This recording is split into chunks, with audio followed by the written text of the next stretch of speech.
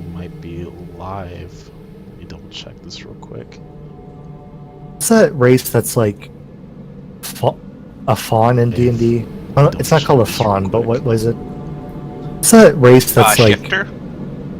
like goat? In terms of official races, I know that there were like actual fawns in the past. It's not an official race, but it's like in D&D. Oh, I think that would actually just be a fawn. Okay, well, it looks like Oh, we no, are... no, it's satyr. Oh, satyr, yeah. It's the same thing. It's literally just the Greek and Latin version of it. I feel like that should probably be a race. Yeah, maybe. But anyway, let's get started. Yeah, let's get on to it. So, for anyone who's watching, this is our weekly game of Low Fantasy Gaming. We play every Wednesdays. We're gonna hope to be trying to start streaming this game every Wednesday when we play. We're about 7 sessions into it right now. So, let's see here. So Menelik, why don't you give us a rundown of an overall of what's happened so far in our campaign? All right, I'll tell the story. I hope I live up to your standard, senpai. I think you'll be fine. All right, so there's this town by the name. I'm just gonna pull up the map. Ooh, let's see if you can remember this one. By the name of Helm's Quarter. Oh, you did it. I remember it because we have a section where the maps are posted. But anyway, in this town called Helm's Quarter, there are a few people kind of living there, and in that town was a man named Bertram, who was he was just kind of hanging around for a bit. He kind of seemed like a wanderer traveler, but staying there for a couple of weeks, maybe just doing some work around. Then there was a man named Drayton, and Drayton had come from the far north, was kind of a wandering, kind of northern barbarian, but came down here and tried to start a farm and have a new life for himself. But that hadn't really been succeeding, and him and Bertram were both looking for work and looking for a way out of this town, really, making maybe some money for the road.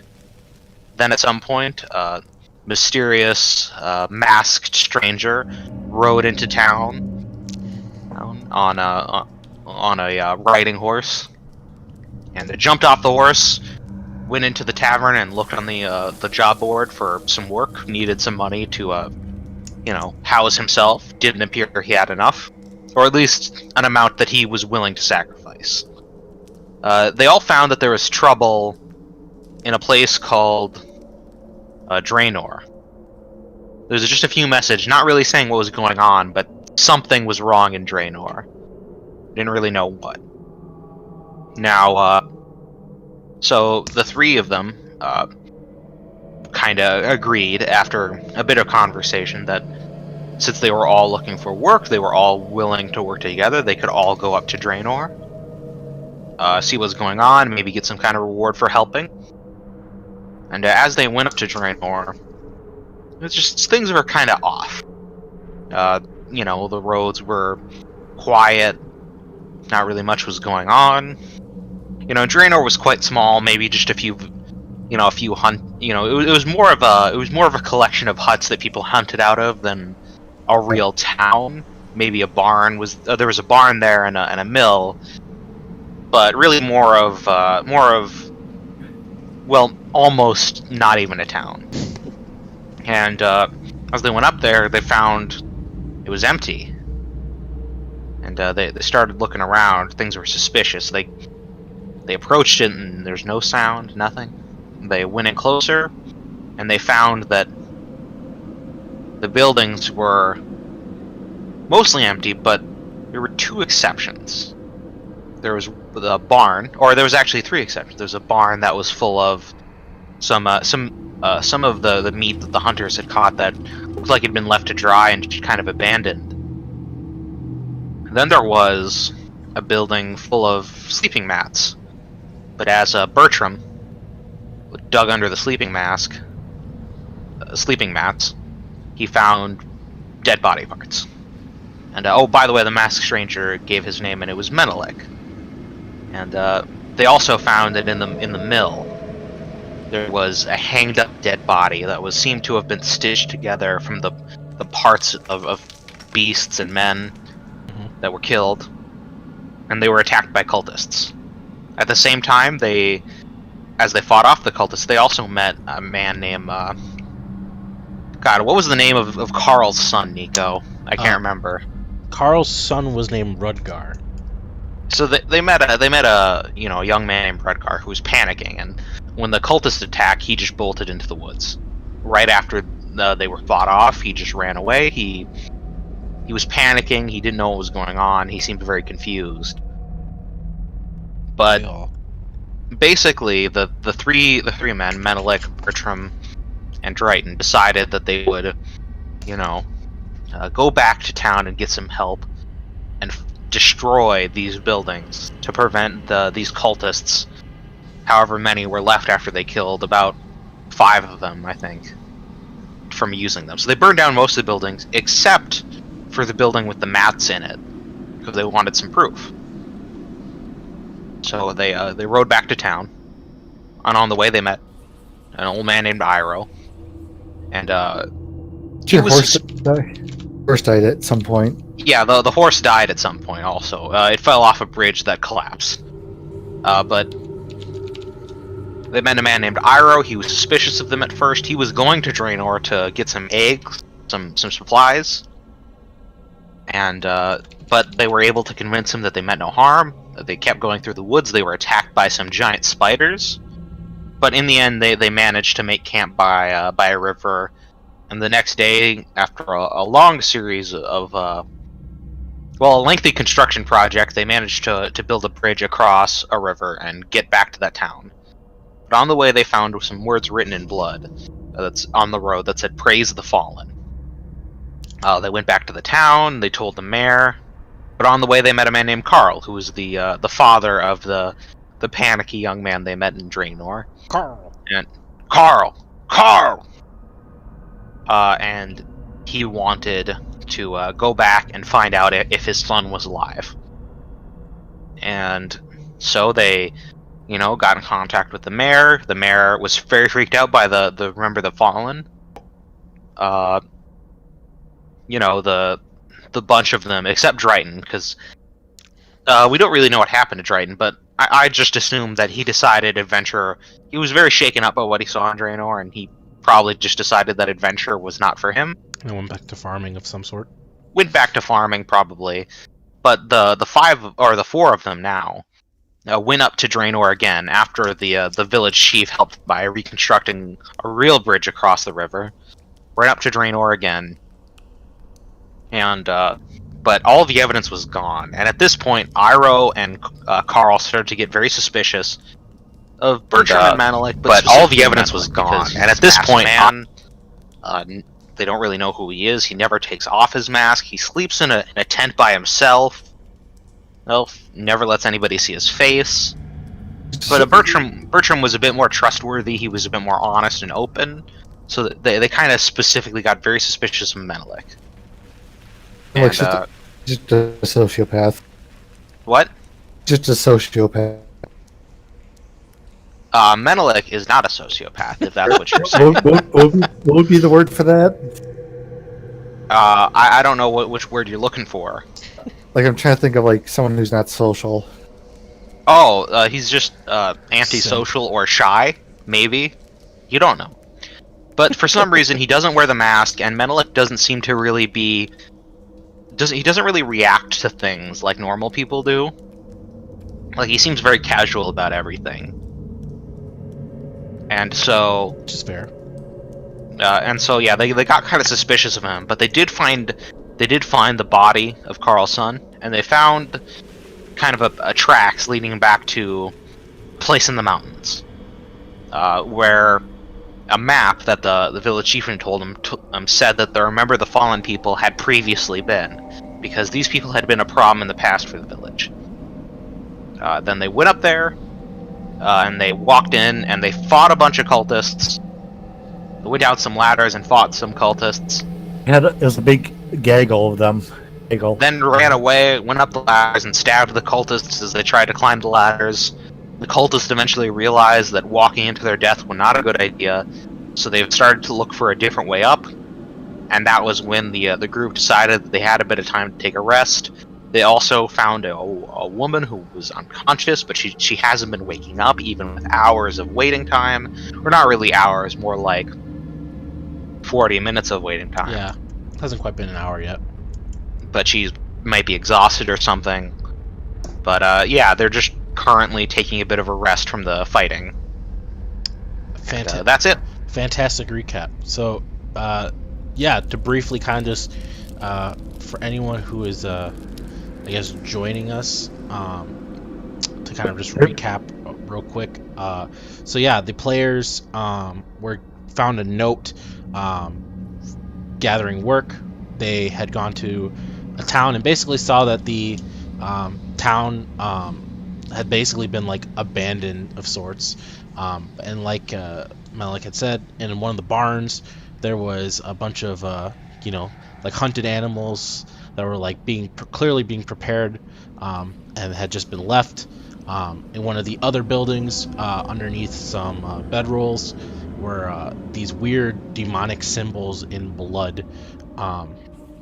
And then in the grain silo was a horribly mutilated Frankenstein body, kind of rebuilt with legs for hands and fur for hair and all sorts of weird, terrifying things. And after the series of events had brought them back to Helm's quarters, and they were given this map, their main kind of objective was to basically kind of investigate what this whole fallen thing was. As no one in the town, the mayor, frightened by it, didn't really know what was going on, so their best bet was to just kind of investigate it. Yeah, Drayton was a previous player who was fortunately no longer playing with us. And then for today's session, unfortunately, Iro was not able to make it. So Iro is kind of on autopilot. So as of now, the players are back in the first level of the dungeon after kind of being chased down by a horde of about 20 or so cultists. The group had kind of, as you can see by the ping, they've kind of broken down the ladders, cut them from their restraints and pulled them up so the cultists couldn't get to them. And at this point they've just been kind of resting. And yeah, the three are, I guess, four of them. I'm sorry? Just found an unconscious woman. Yes, there was a woman previously who was being prepared for a sacrifice, and as you guys kind of interrupted the cultists mid-sacrifice, Menelik heroically springboarded and grabbed, was able to grab this woman and get her out. Unfortunately, at this point, she has been unresponsive. She's alive but unresponsive, and so the group is kind of taking a quick breather after they're being chased down, and have just kind of been waiting on this woman who's unconscious at this point. So since we are finally streaming this real quickly, if both of you guys kind of want to just tell us a little bit about your guys' character, a little bit, just so for everyone who's watching. So I just say these people in the chat are being real assholes. Always so rude, so rude. Anyway, start. I guess I'm Bertram. I'm Sam. I play Bertram. Should I not say my name or no? It's your guys' call. But I play Bertram. What can you tell us about Bertram? He's a bit of a drifter. He just kind of looks for work, but also don't really know why he might be looking for work. There's still kind of a mystery behind him that we haven't found out yet. Maybe we'll find out this session. He's generally a pretty well-mannered guy.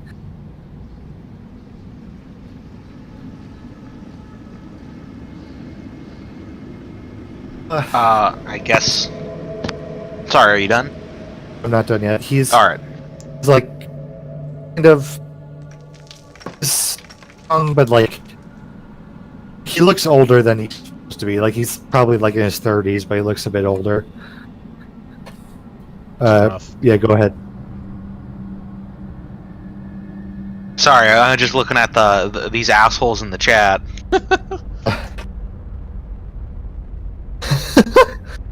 Anyway, yeah, Menelik is... Well, I'll just say this. Menelik has something he's hiding.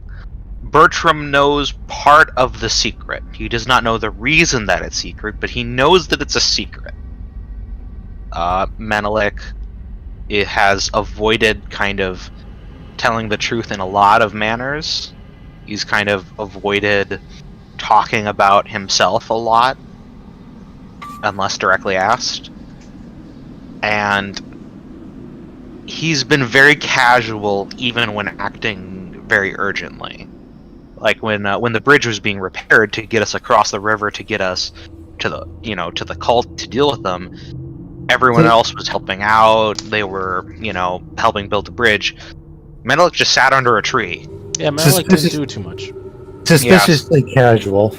Yeah, he's casual, but in a situation where it's suspicious that he's casual. Yeah, it's definitely not business casual. Yeah. It's like being casual if there's like a fire in a building and some of the exits are blocked and you don't know if you can get out. Like, if there's a guy in that situation who just doesn't care, something weird is going on. Oh, when you word it like that, that sounds way more terrifying. Yeah. Well, okay, so yeah, there's Menelik and Bertram, and I guess I'll introduce Iroh, since Iroh is unfortunately not here. Iroh is he's kind of a nobleman from a slightly distant town, and Iroh has been basically kind of fed up with his life of nobility, and he's decided to kind of venture out and live a little bit more of a simpler life. And on his way, he was going to go to Draenor to gather from the local hunters some of his favorite local eggs, and he ran into this bunch. And so at this point, Iroh has basically gone from what was supposed to be a kind of quaint adventure, wandering the lands, to a very a very dangerous romp through a cultist-ridden dungeon. So Iroh at this point is Iroh is a little bit nervous. He's a little bit worrisome.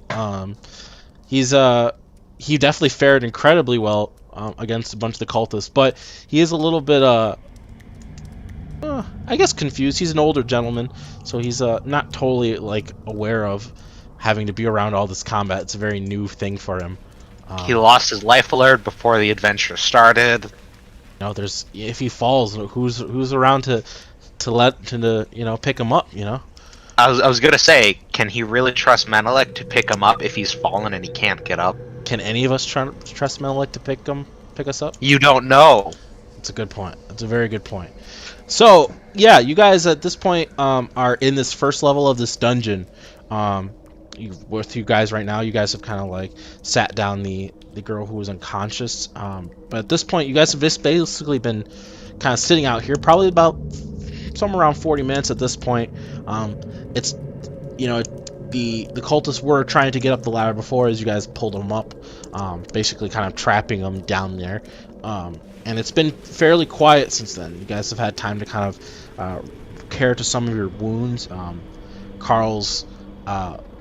Carl, who had previously self-impaled himself on a very creepy-looking angel statue, he's kind of patched himself up a little bit, kind of stopped some of the fatal bleeding. And yeah, you guys are here. So I guess what would you guys like to do at this point? Oh well, I think we've made an agreement that that Bertram should guard the girl for no reason, just because it's convenient. Okay. But besides that, Menelik kind of looks around, seems to be thinking about something, and then he just says, "Bertram, eventually they're going to get up here, right? Possible. So if they're going to get up here, I think it might be better to maybe not let them do it without taking some casualties. And of course, we can't stand by the ladders all the time, and they might have another way here. So I suggest that we go down there again." Suppose so. Alright, in what condition are you in? Have you been hurt? No, I healed myself, remember? Oh no, Menelik is asking you this. I've managed to patch up my wounds for now. Alright. I think I'm ready to get back into fighting. It seems I'm the... I don't know. It seems you weren't quite the tough situation in terms of choosing how we go down there. I think that we should just go down the same ladder we went down the first time. I don't think they'll expect that. If we can... Actually, I'm going to take a look down there. Do I see anybody down there by the first ladder area? In the first little alcove where the first ladder was, looking down, no, it is pretty dark down there. Actually, go ahead, give me a perception roll. Yeah, that's what I was thinking about.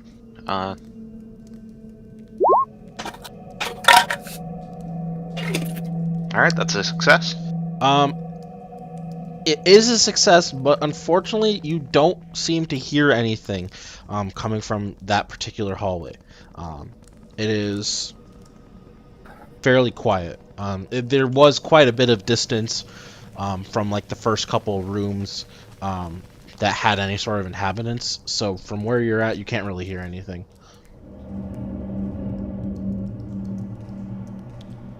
I'm gonna pull out a torch and throw it down. I'm gonna light it first, of course. Okay. Just pull out a torch and just throw it down without lighting it. Yeah, I'm gonna drop this stick down this this shaft and okay, yeah, go for it. Yeah. So should I roll anything or no? So you light up this torch and you drop it down and if it drops the 15 feet and it kind of lands on the ground, and you see as it hits the ground, like some dust from the ground kind of like plumes up around the lit torch, and you can see like this glowing the ground at the bottom. It is lit. There's the slight orange hue to it, but from where you were at, since it was kind of like a straight drop down and then like a 90-degree angle over, you can't really make out anything. Can I see any shadows of somebody, maybe standing nearby? Or I suppose they would go away from the torch, so you wouldn't really see them. Yeah, at this point, you guys did see earlier in the previous session that they had appeared to be like sounding that they were going to be leaving, but at this point, after like the 40 minutes since then has passed, with that light drop down there doesn't appear to be anyone at least close enough to cast any sort of shadow or anything down there. All right, Bertram, Carl, could you back me up? I think I'm gonna head down the ladder first. Right. So you have your daggers, right? Huh? You have your daggers, right? Yes. All right, I'm gonna, I guess, place the ladder down. So you're moving the ladder down back to the first entrance. Yep. Okay. And I guess just for are you? So before the ladder was secured by rope through those metal eyelets, and you guys had kind of cut through those ropes. Are you securing this ladder at all, or are you basically leaving this free moving? I am leaving this free moving. Okay. And Cool. what I'm going to say is actually, before I do that, so I'm just gonna pull the ladder up again. I'm gonna go to Iroh, and basically say, it'd probably be good if you moved to by the ladder, so that you can pull it up after we've gone. If we shout, that means we're all going to die, and we'd like you to move the ladder down again.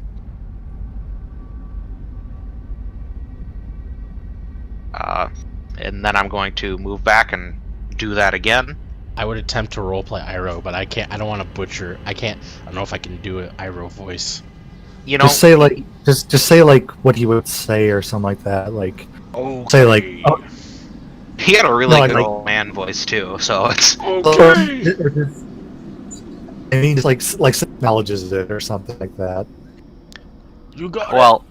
I'll watch the ladder. All right. Well, all right, Bertram. What order do you think should go down the ladder? And I think I should go first because, well, I was last time, and I don't have my bow anymore. But what order do you think? All right. How about me, then you, then Carl? Right. Sorry. All right. I'm gonna pull out my short sword. Okay. And I'm gonna kind of hold in my hand as I climb down, and I'm gonna do that thing you do where you slide down the ladder by holding the sides. Ooh. Okay. Should I make a dexterity roll? Yeah. Give me dex. Do you have athletics? I do have athletics. Give me an athletics roll then. Alright, it's worse than my dexterity, but okay. Or it's actually the same. I was gonna I say, just how don't could it get be it. worse? Well, I do have advantage on dexterity checks, so that's a great success. Okay, yeah, you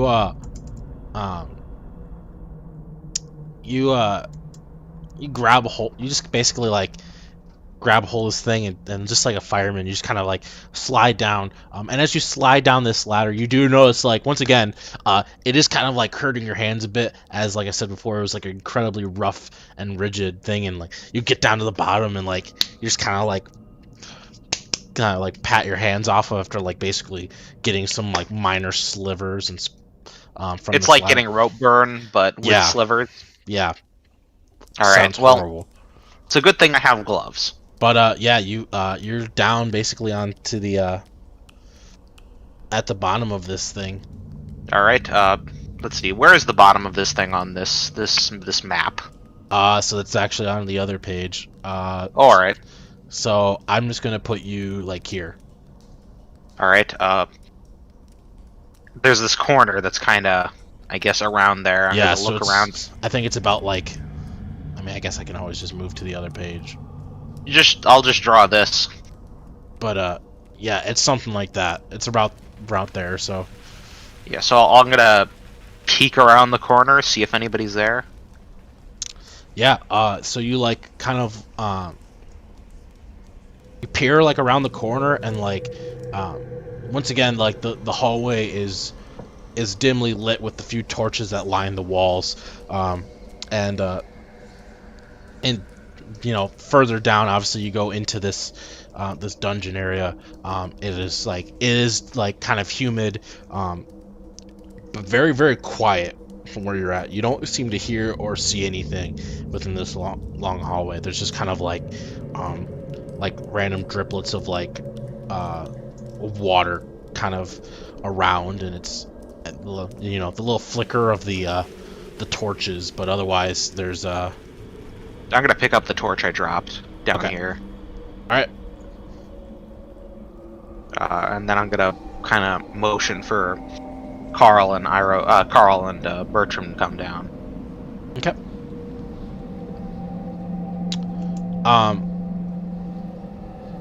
Carl Should we kind of move like over to the other map? Carl slowly kind of just makes his way down this ladder, and as he's kind of like, you know, making every rung of the ladder, he's kind of just like wincing in pain. He's fine, like he's not bleeding out, but he's still like he's hurting a little bit. That was not a fun. Yeah, Menelik just kind of looks at him and says, "You're not in the best condition, but we need more people down here." Switch. Cameras. And no, you're looking at this. No, there are not the giant horde of cultists. That is not there. Okay. Cut out for a minute. It's a trap. Oh, not the. Oh, every time.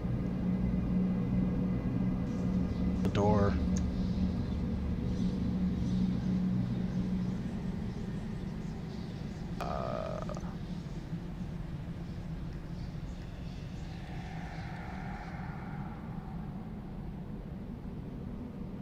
So yeah, you guys are back down on this lower level of this. Could you paste the icon for Menelik again? Oh, I'm sorry. That's fine. Oh, that's the. Why is that the old one? I think for some reason this cut out on me for a minute. I don't know why. Maybe you should disconnect and reconnect, because you kind of keep cutting out on my end every once in a while. It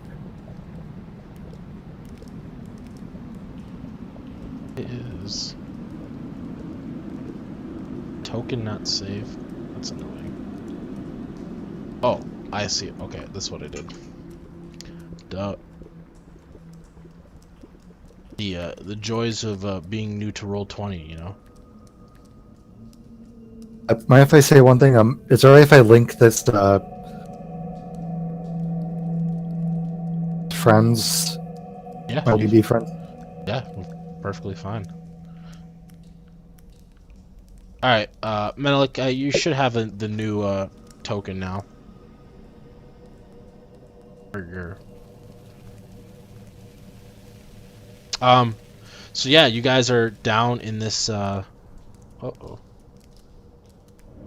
By the way, the biggest problem with Carl's icon in this screen is that it's actually too good for him. It's true. actually a really cool looking guy. There we go. But anyway, I was like around here. So yeah, peering around, I mean, like I said, there's the glow of the torches along the walls.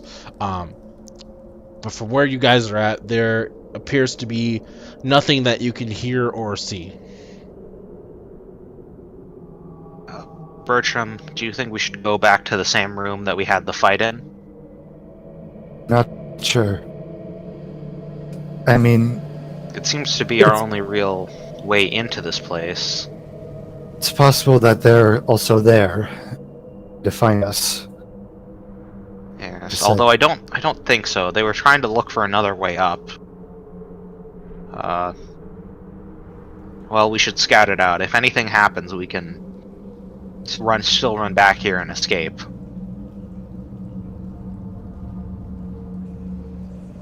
Although, you know, if you...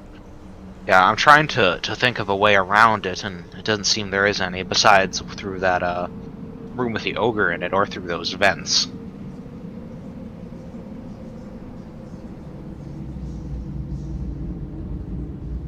What do you think we should do? I think we should look in that room to see if they're in there. If there are a few of them, we kill them and then we run. We don't wait for reinforcements. We just act as though we're doing this for the second time. I also left my bow in there. So... Yes, we should. Yes. Although I think we should try to keep stealthy. Something. Something... Checks go. Sorry, what'd you say? If you guys are going to attempt to to be stealthy, go ahead and give me some stealth rolls. All right. Is that again? Is it It should be on your character sheet. well, I don't have stealth as a skill. Then should just be a dex thing, right?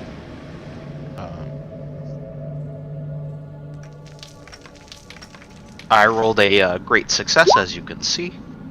Success.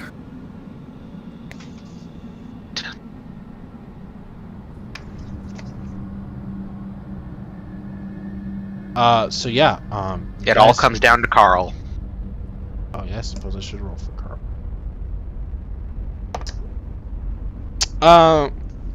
So you guys are like, as you guys are kind of like slowly like kind of tiptoeing through, every once in a while like Carl kind of stumbles, just like ah, and you kind of hear him like wince in pain, and it's kind of just like, oh god, this after a certain wound. point, Menelik just grabs one of his sleeves and just rips it off and folds it up and just hands it to him and says, "Put some cloth in your mouth. If you're going to, we can't have you making too much noise. If you feel like you're in a lot of pain, just bite down." You want me to bite down onto this? Oh, it's better than you revealing our location and getting us killed. I suppose at this point I don't have a whole lot of options. He kind of takes the rag from you and kind of just puts it in his mouth. So yeah, you guys are in this hallway right now.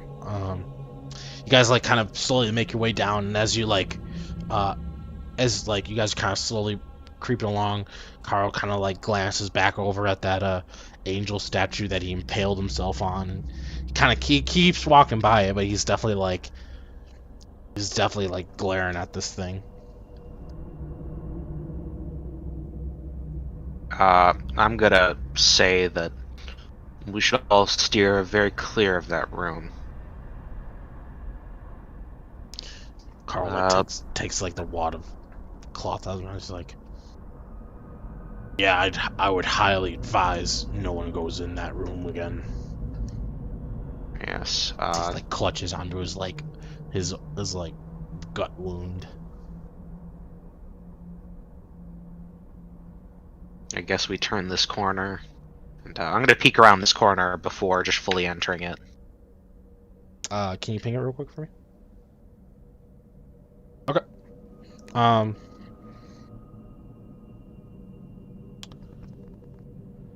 Go ahead and give me another perception roll.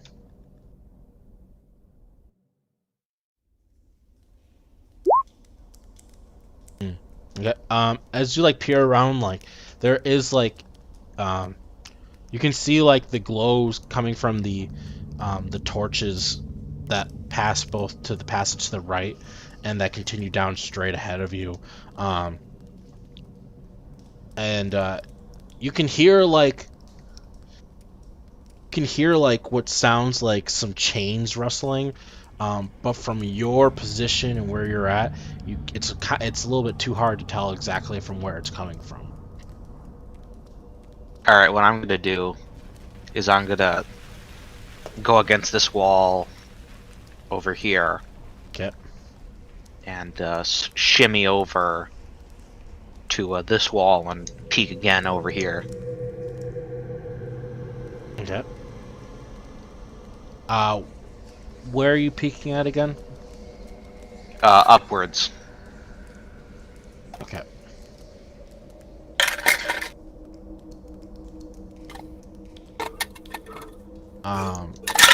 So you are peeking over towards the room where you were in before? Yeah. So as you kind of like, actually go ahead and make me. Well, how far are you going? Let me rephrase that. Like where are you? Well, I'm starting by sort of just staying against the wall I'm at right now, and peeking around the corner, and then I'm gonna sort of move slowly and stealthily, kind of get into this area. Okay. So yeah, peering down that way,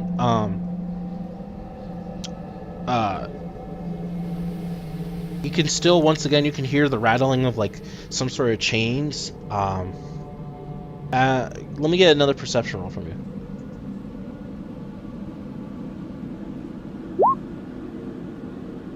You have no idea where it's coming from. It's being down here, especially with everything that's going on, and like with your mask on, everything's a little bit disorienting, and it's a little bit too hard to tell the position of where this rattling is coming from. All right. Well, I'm gonna. I guess I'm gonna motion for Carl and Bertram to come up, slowly, and I'm gonna ask Bertram and Carl, can you tell where those coming from?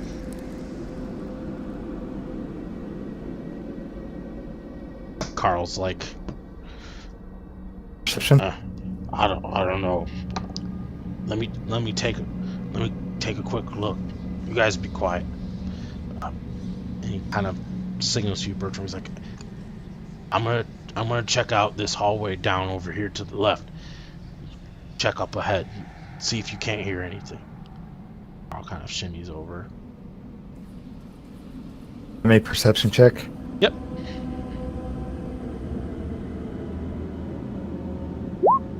Terrible failure.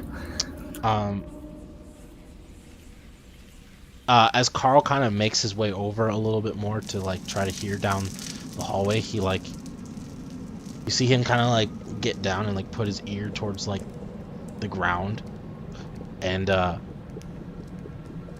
you see him like slowly kind of shuffle his way back to you guys. And he's kind of like, what kind of noise did you say you heard earlier? The rattling of chains. I don't hear no rattling of chains up that way. But what's ever So up that way is something snoring. So it's got to be this way then. All right. Well, we've got to be extra cautious then. Let's go. All right. I'm gonna peek around this corner in the same manner. Okay. And look in very carefully. To the room where the sacrifice was happening? Yeah. Okay. And as you kind of like, so like, on the, it might be kind of hard to tell with the map, but where you're looking at, like, those are stairs kind of going up. So when you're like, you're kind of looking up, peering, and you're kind of seeing more sort of like the ceiling than anything.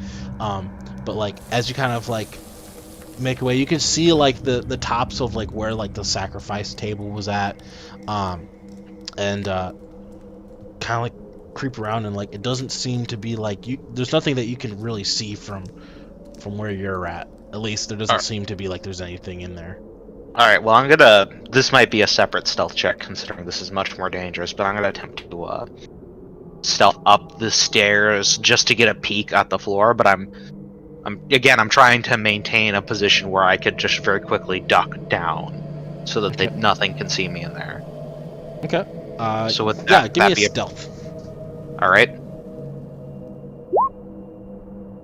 Okay. Yeah. So like as you like kind of bring yourself down closer to the ground, and you kind of slowly make your way up each steps. You're looking out at the ground, and making sure you're not stepping on anything, and you kind of like slowly start making way up, and you're kind of at this point where like you're kind of crouched down, but like you can still kind of like peek up and like see up into the room a little bit.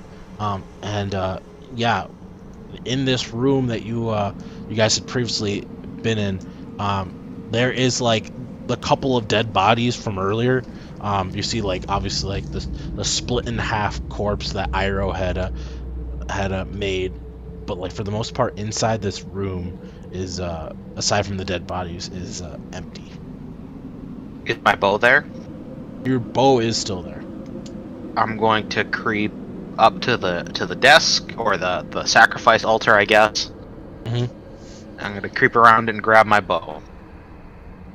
Okay. And are these stairs right here going up or down? They're going down. So like the room your guys would be in would technically be raised up a little bit. All right, I'm gonna grab my bow What are Bertram and Carl doing in this instance? Carl is. Carl. Carl is. I feel like. I don't know what he would do. I feel like he's your charge. You gave us an NPC. You must lay with him. For sake of it, you guys are able to give him like basic directions and because obviously he's down here and he's in no shape to fight. So he's probably sticking back. He's probably kind of. Yeah, he's your lackey, and you guys are free to tell me whatever you want Carl to do. Whether or not he listens to that, I will determine. But he's probably sticking back with his bow ready. Again, I guess I just pick up my bow. What's Bertram doing? What is Bertram doing?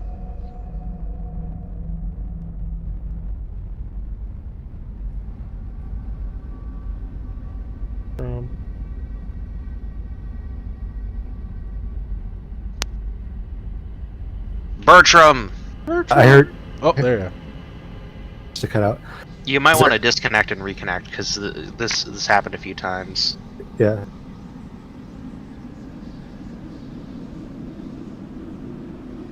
Okay, sorry. Are you good? I was gonna say, is there anything like special about this altar, like any engravings on it? No. Well, okay. Before we get to that, I guess real quick, are Carl and Bertram? Are you guys both heading into this room? And if you are you guys being silent about it? Carl, I think, is probably not heading fully into the room, maybe sticking on the bottom of the stairs. Okay, like kind of keeping watch? Keeping within sight of us, but I think he's nervous enough that he's not going to be right next to us. Okay. I guess I'm going stealthy. Okay, if you're going stealthy into the room, let me get a stealth roll from you guys. Alright, cool. Yes. So, yeah, inside this room, inside this altar, there's, it's basically just like, a, kind of a stone slab, if you will. The only thing of note would be that on one end of the two shorter ends, there's kind of like a little, I don't know what the word to put is. There's like a little groove in the stone and kind of like a little spout that comes out. Menelik just looks at looks at Bertram and says, I don't know if you know, but I think it's pretty clear that the liquid they are planning to go through this spout was probably blood. I think their plan was to put the sacrifice on the altar, spill their blood, flows through the spout, and then they do something horrible with it. But I've been down the hallway of it when we last fought. Before the cultists returned. It leads off into more branching pathways. Maybe this time we should go back and go up farther. Just to reiterate, and in case anyone in the future is watching this, this room in particular is a small little room. In the middle of it is a sacrificial table. There is a statue of a fallen angel to the south of this room, and then to the right of the sacrificial table is there's a fountain that is spewing this black liquid. But other than that, this room is it's a fairly dim lit room. There's a few torches along the walls, but it's not particularly bright. And there's really not a whole ton in this room. Where should we go now? Well, as I said, I've gone a bit down further from this room, just a tiny bit, and there's branching pathways, and I think that's a pretty good spot for an ambush where they can hit us from multiple angles. They can still hit us from multiple angles, probably no matter where we are, but I think it's probably a good idea to head north, where maybe those chains come from, and that seems dangerous, but hopefully it's an isolated room, or maybe prisoners that we can free. So Carl kind of like shimmies back, like kind of up the stairs a little bit, and he kind of like signals you guys. He's like, "Hey, Yeah. guys, I heard something down this hall." And he kind of signals to the right. He's like, "I think the rattling of the chains is coming down there." Here's the question. Menelik is gonna put away his short sword, draw out his spear, Okay. and he's going to say, "Do you think that we should head towards that?"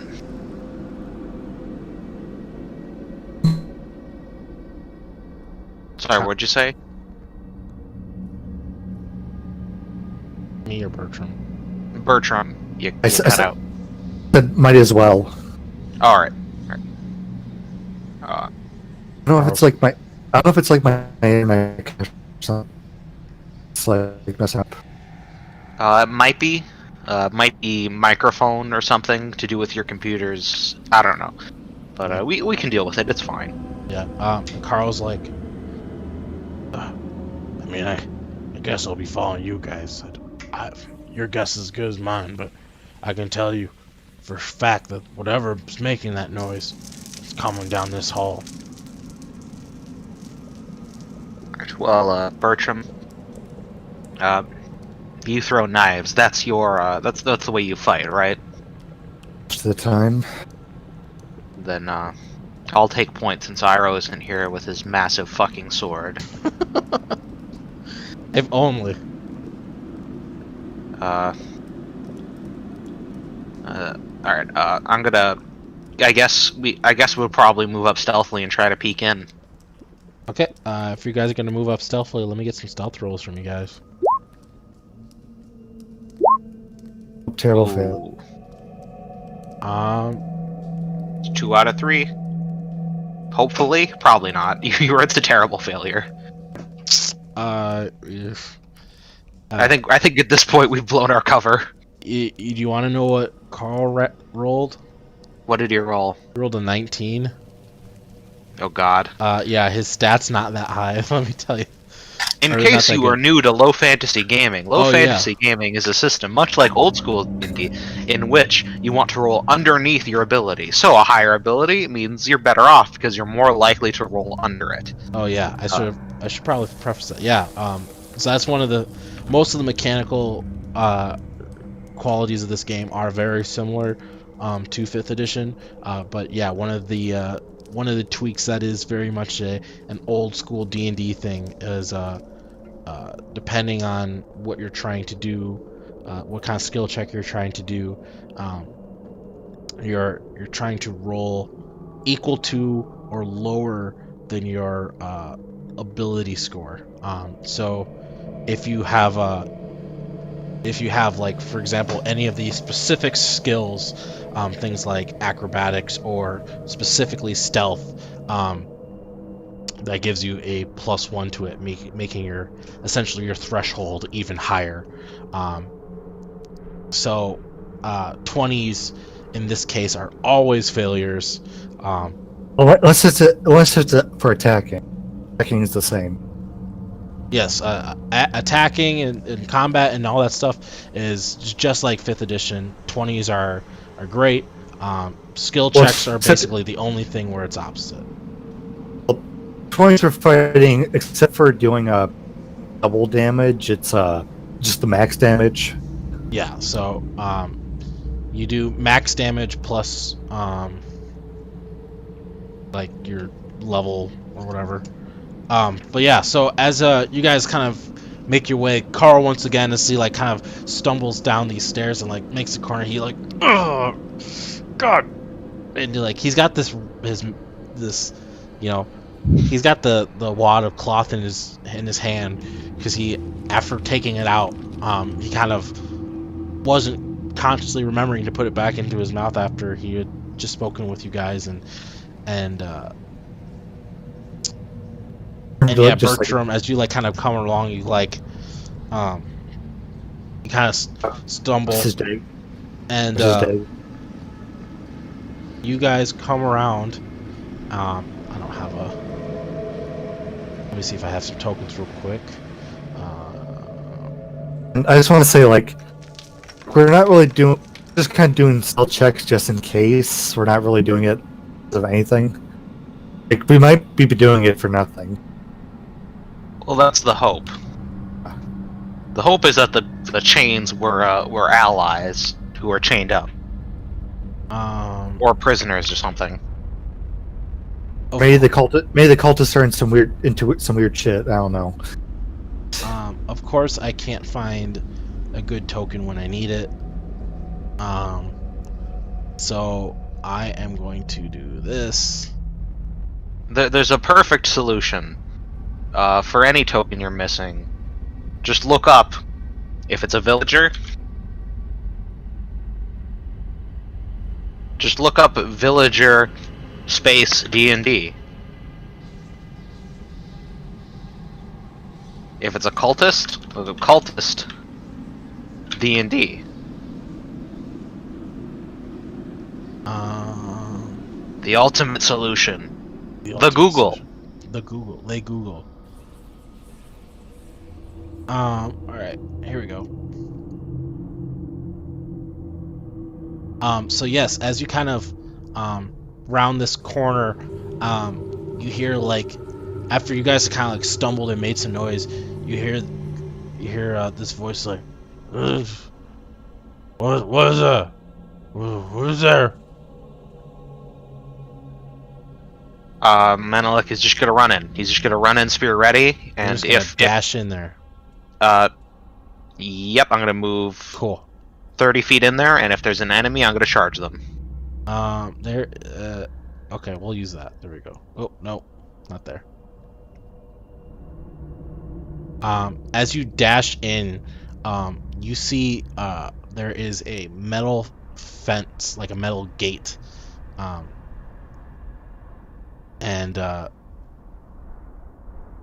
you see these four. Sorry, you see.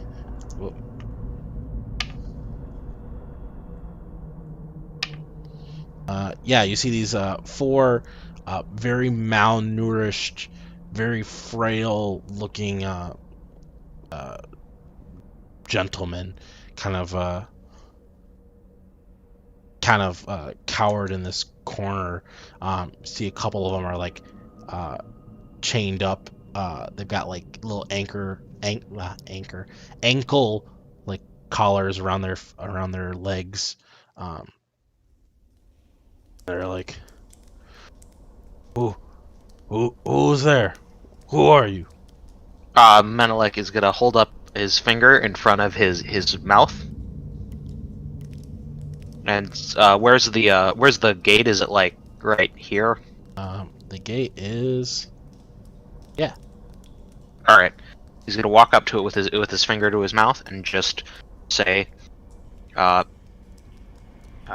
we're here to help if you're not part of the cult. Cult. The cult. What? Do you know? My name is Menelik, and we're here to deal with this cult problem if we can. I assume you want to get out of here? Strange. Very strange looking person. Do you know where the keys to this room are kept and to your ankle bindings? Key.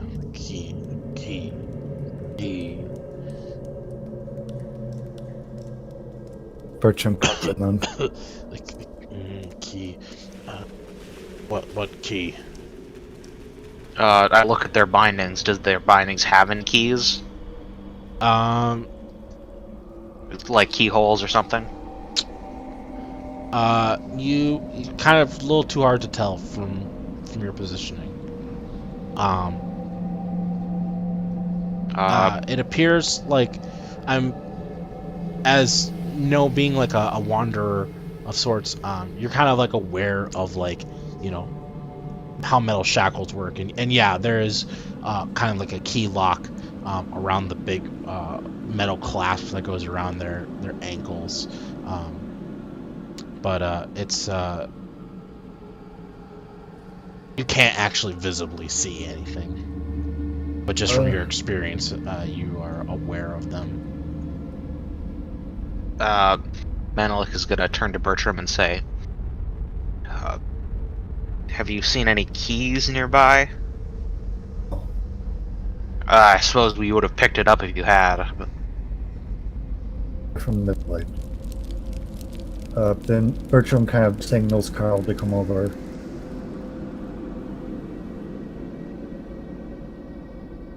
Yeah, Bertram signals at Carl. I'm coming. What's up? Oh my god. What are all these people doing in here? Know any of them? I can't say I do. I don't recognize any of these. But don't appear to be anyone from my village. Well, there might have been other people kidnapped by the cult. I mean, I can't imagine we'd be the first. I can't imagine we'd be the last. Where are all of you from? Hey, look at you bunch. There's three of you guys. How long have we been down here? And like turns to one of the other guys. The other guy's kind of just like, basically just kind of staring off, like really non-responsive. And he's like, down here. He's like starts counting his fingers. He's like, "Have we been down here this many? This many? This many?" Yeah. How many did he hold up? He's like holding up like 8. All right. Menelik is going to say, "Well, we'll find." Actually, he's going to look at the gate. Is there a very clear key for that?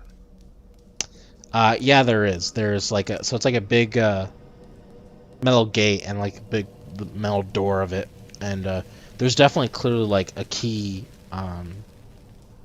keyhole, key lock, whatever you want to call it. But it is like part of the door. It's not like a separate piece. All right. I'm gonna say, all right. We'll be back to get you out of here, but you have to stay quiet for a while. 'Cause if they know we're down here, we might all die. Metal Man,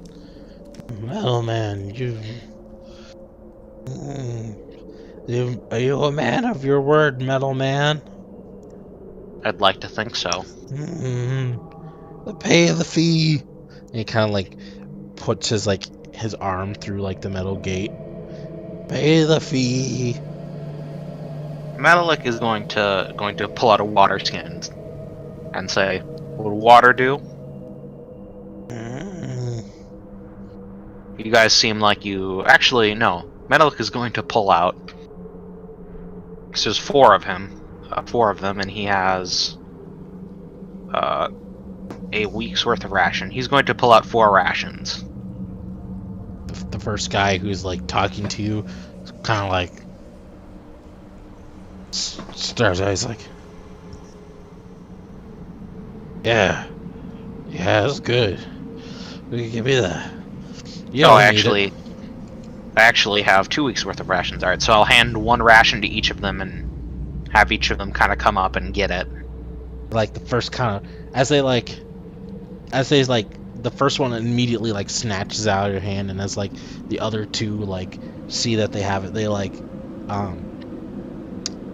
one of them like kind of pulls up, like instantly like dart towards you, and like like you can clearly tell like these guys have not eaten anything in a very long time. Like they are frail, they are very skinny, very unkempt, and as you guys are kind of standing there talking for a while, you like kind of start to smell like this odor, which can only be described as probably a very long while's worth of excrements in this cage. So Menelik is going to turn to the other two and just say, if somebody's starving to death and he's going to say this a bit quieter so that they can't hear him. He's just going to say, when people are starving, if you give them too much food, they'll eat until they throw it up. It's best to just give them enough. Gradually get them back up to normal. But we shouldn't be thinking about that right now. We should be looking for the key to get them out of here. Point. So it seems we'll have to go down that hallway after all. Yes. And which hallway are you guys going down? Well, given that we know that there's like the troll and the grates down one way, I'd assume the only real way to go is over here, but I think we're gonna try to get over here before we make any decisions. Okay. So you guys are heading back to the room with the sacrifice in it? I would think so. Okay. So yeah, as you as you guys make your way out of the room with the prisoners, you just see them all just scarfing down these rations, and as you guys are moving down the hallway, you can hear one of the guys just keep repeating, "Pay the fee, pay the fee." And you guys slowly kind of lose it out of earshot as you kind of come back up into this sacrificial room. So yeah, in front of you guys, looking down, there's probably about 10 feet worth of stairs going downwards. I'm gonna try to listen to see if I can hear anybody down the stairs. Okay. So the perception check? Yeah. Ooh, success for once. So from where you're at, you can hear, sorry, wrong. You can't hear any, it doesn't sound like there's, anyone talking or anything, but you hear some random movement. From your positioning, it definitely sounds to be coming somewhere northeast of you, but it's too hard to tell whether it's coming from the hallway going north or the hallway going east, but it's definitely coming from that general direction.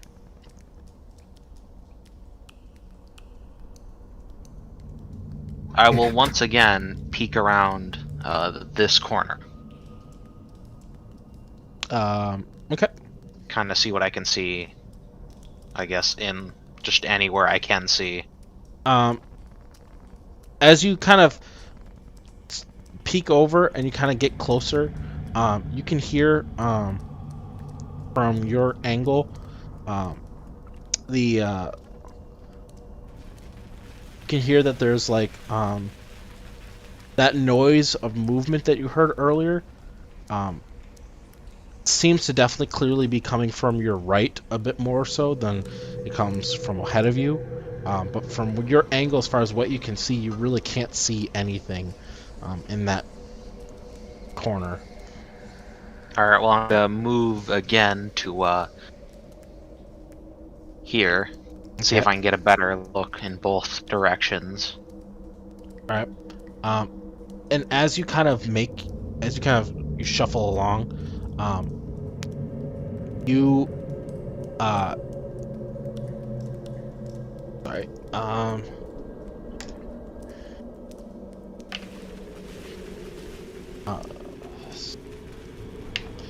you hear these you hear this movement, and it's progressively getting louder, like it's coming down this hallway. But from where you're at right now, looking down that hallway, you do not see anything. But you can, the closer you get down to that hallway, you definitely hear something. So I hear things coming from this direction. Yes, and I guess kind of from your angle, you can kind of see that there is some sort of alcove to the right. All right, I'm gonna motion for I guess Carl and Bertram to sort of approach me, and I'm gonna just tell them something's going on to the right. I don't know what, but I think we should check out the quieter place first. So, going to move across very quickly, and follow closely behind, and stay quiet. And I'm gonna quickly move over here. Then I'm gonna try to maintain stealth. Let me get. If you guys are gonna attempt to maintain stealth, let me get some stealth rolls from you guys. All right. Ooh. Ooh, great success. That's a natural 1, which in this case is amazing. Yeah. What do you want me to do? Stealth. If you're attempting to be stealthy, roll a stealth roll. If you're not, if you're just walking, don't worry about it. Just walk this time. Okay. So Carl, kind of following your lead. Well, actually, let's see. Let me roll one more time. Let me see something. Okay. Cool. So like as you kind of make your way, Carl kind of slides his way down. But Carl unfortunately rolled a nat 20. Which is bad, and he like kind of like as he's like kind of making his way, he bumps into the corner of this little corner piece right here, and he kind of like slams his arm against it. He's like, ugh! And he like winces again, and he's like, I'm just gonna look at him and say, and like motion to put the thing in your mouth.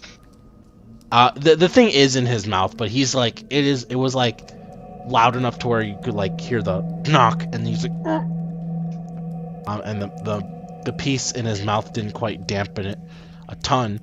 All right, well then I'm just gonna, since it's obvious, I'm gonna move around. I'm just gonna move out here. But since you're there, you can see that this area branches off into two different paths. Well, since we already know that the room on the left is not, or the room that we, with the prisoners is not doesn't seem to be connected to anything. Seems like left is safe, or safer, because it's less connected. So I'm gonna move over here and peek over here. Okay. Oh, And what is Bertram doing? following him. Following him? Yes. Okay.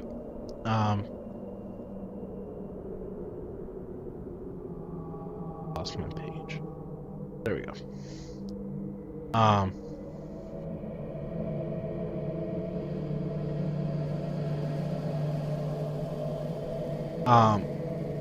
So as you kind of as you guys kind of like make your way over, you see, like, as you're peering into this room, you can see what looks again to be like another sacrificial altar. This room appears is a dimly lit. There's some torches lining the left and the right walls. There's a couple in the back, and from your angle, what you can see are these once again these there's two angel statues, one on either side of the sacrificial table, and Sorry, what were you saying? there's two angel statues on either side of this sacrificial table. This table looks very similar to what you guys had seen before, except this room is much larger though, and one of the things you notice on the altar itself is it appears to be a little bit more ornate, as it has these kind of old dried up blood markings along the front of it. Alright, I'm going to, I guess, hold an action. Or I guess I'm just gonna run and move in here, and if anybody's in there, I'm gonna charge them. Okay. As you like kind of quickly run in, Carl's like, "Whoa, where are you going?" And you kind of like run past, and you make your way into this room. And inside this room, it's obviously much larger than before. It appears to be much more elaborate inside this room. You see, like, along the walls as you make your way in, that there's more of those markings along the walls, none of which you guys can apparently make out or read. And then, you see these two statues, and both of them have like these bright, glowing, not like lights, but like their eyes are like really refracting the lights. But other than that, there's nothing really in this room from what you can see. Then he's gonna kind of go back out. Nothing in that room, just another altar. If you want to go in and see it, you can. But let me get perception rolls from all you guys.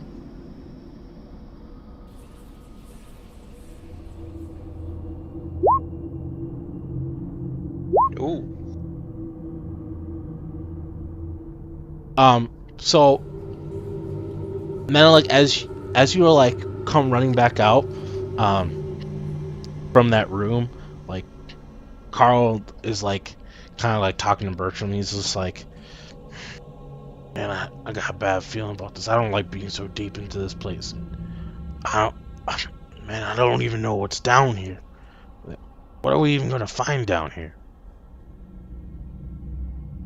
well, I'm looking for a key to get these people out of here, and once that's done, I guess check for more people, try to kill as many cultists as we can, stop this from ever happening again. Carl kind of like turns to Bertram, and he's like, "What about you? How are we gonna get out of here? You have a plan for all this stuff?" It's really one for making plans, I guess. I just kind of go with whatever happens. I don't like the sound of. And Bertram, or sorry, Menelik, as you kind of like make your way, like you're kind of like back into this conversation, you quickly hear this loud rustle. I shouldn't say loud. Let me rephrase that. This louder rustling of noises coming from the hallway that you guys kind of were previously going down. And it sounds like it is kind of echoing through at least your area of the passageway in a way that makes it seem like something is coming closer. Something is coming closer. I think we have to hurry. It's coming from the south, right? Yeah. Alright, I'm gonna quickly move over here and peek up these stairs. Yep.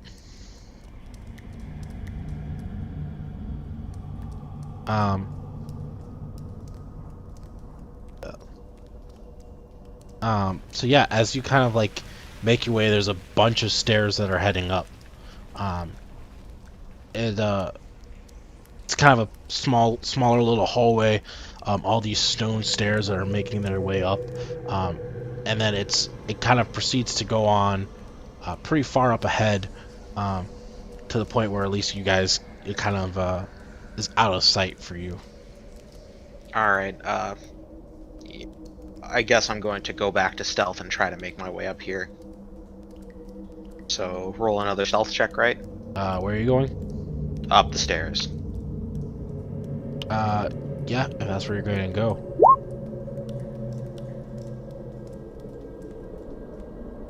Yelf. Okay. So, I need to do stealth. If you're going to attempt to go up stealthily, yeah. Two. Okay. Okay.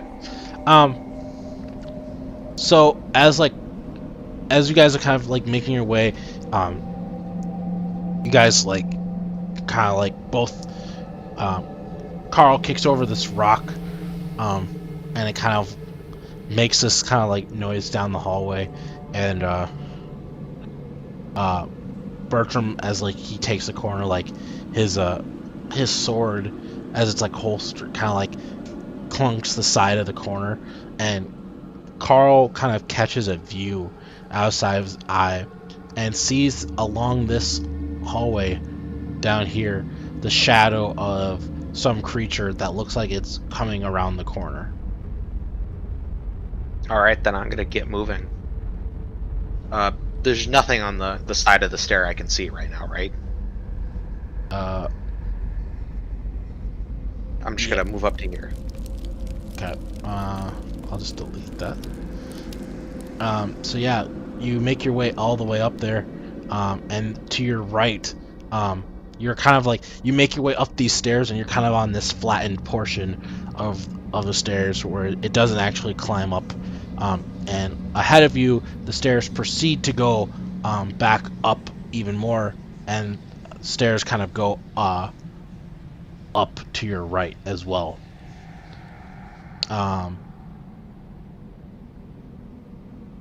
Menelek is gonna motion for everyone to follow him, and he's just going to, well, keep running. He's gonna go up to here.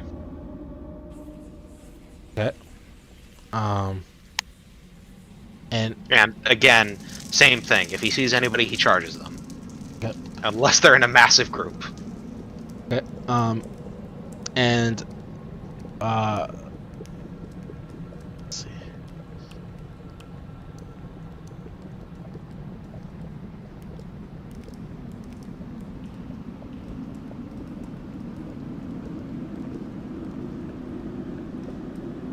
Might not have. All right, this will have to make do.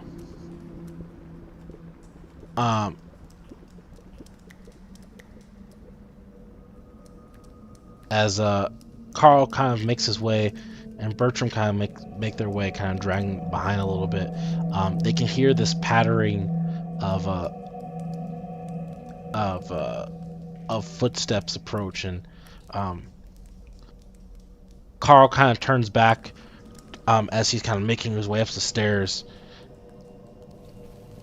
and he tries to signal for Bertram, kind of just starts like flailing his arm, and he's like trying to be quiet, and he's trying to whisper it, and he's like, "Rats!" Alright. Menelek probably doesn't even hear at this point. Yeah, you've kind of bolted off at this point.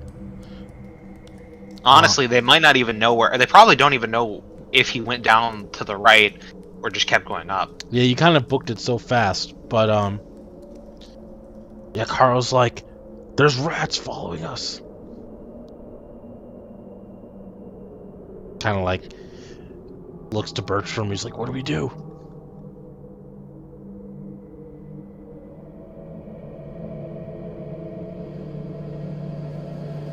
Bertram. Bertram. Sorry, my mic was off. Oh, you're good. So, So yeah, yeah, Carl's yes. just signaled to you that there's rats coming behind you guys. we should follow back. Okay. He's like, "All right." And let's see. Okay. So Carl starts going up this way, and as Carl once again kind of like is glancing and looking behind you, he's like, "Bertram, they're following us." He's kind of like whispering it, but he's like also kind of like loudly whispering it, not enough to like yelling it, but he's definitely like, "There's rats following us." Ignore them for now. Outrun them. Okay. So where are you guys going at this point? You've kind of seen Menelek kind of dash off, but So, Now, here's my suggestion. It might be a good idea to have the two of them make perception checks to see if they even know which way Menelik went. How far off? Like, okay, so the like entire time they've been running up, Menelik just dashed off. okay, so Menelik literally did just like book it. Yeah. He motioned for them to follow him, but after a certain point, he could have gone either this way or this way. So maybe some perception checks to determine which way they actually go. Yeah, Bertram, give me a perception check. Okay.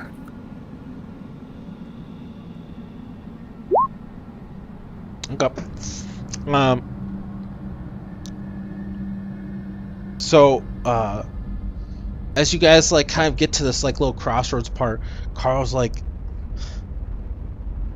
maybe he went over this way. He kind of like signals to the right. Should we go that way? It's like, oh, I don't know. I'll just follow you though. Okay. You guys are heading- To those listening, I'd just like to say that I like to split the party. I know it's stupid, but I enjoy it. That's true. I appreciate that part too. So as you guys are kind of What channel? What's happening to me, by the way? What's happening to Menelik? so Menelik, you are as you kind of are bolting down, you kind of are making your way down, and you basically are seeing this hallway. Are you just going to continue going down? Because that's what. Oh yeah. I have my spear out. I'm holding it in two hands. I'm charging if I see anybody. How far up are you going? I'm just gonna keep going. Okay. If I see like a turn, like if there's something like over here where the wall ends and it just turns, I'm probably gonna stop and kind of peek around. But yeah. So, oh, sorry, I forgot to add. So, there is. I guess that works out. There is right in front of you. There ends up being a door. Right there. Is it open? No, it's a closed door. All right. So there's a door blocking whatever it is to go into the next room, and Is it locked? you'd have to check it. All right. I go up to it and I'm gonna listen to see if there's anything on the other side. Okay, give me a perception roll at disadvantage. Oh, at disadvantage. All right. All right. That's a failure. Okay. So like, you can hear like the footprints of like the guys or whatever behind you, and you hear all this like scurrying of other noises and movement, and through this door, it's kind of hard to tell if it's maybe too thick or if there's nothing on the other side, but you can't really quite make out anything in particular on the other side of the wall. I look at the area where a lock would be. Is it locked? No, there doesn't appear to be any sort of like lock on it. There's just two big, like big wooden like door handles on it. I'm gonna open it. Okay.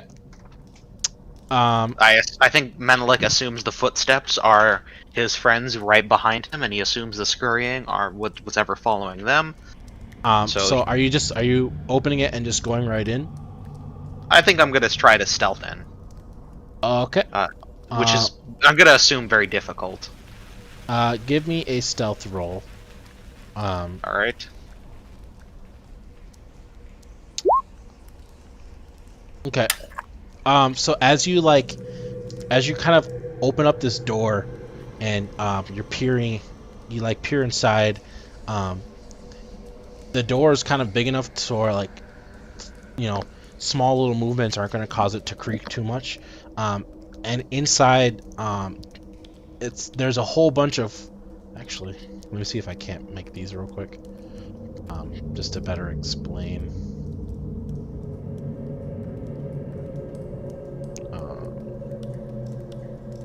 There we go. That'll work.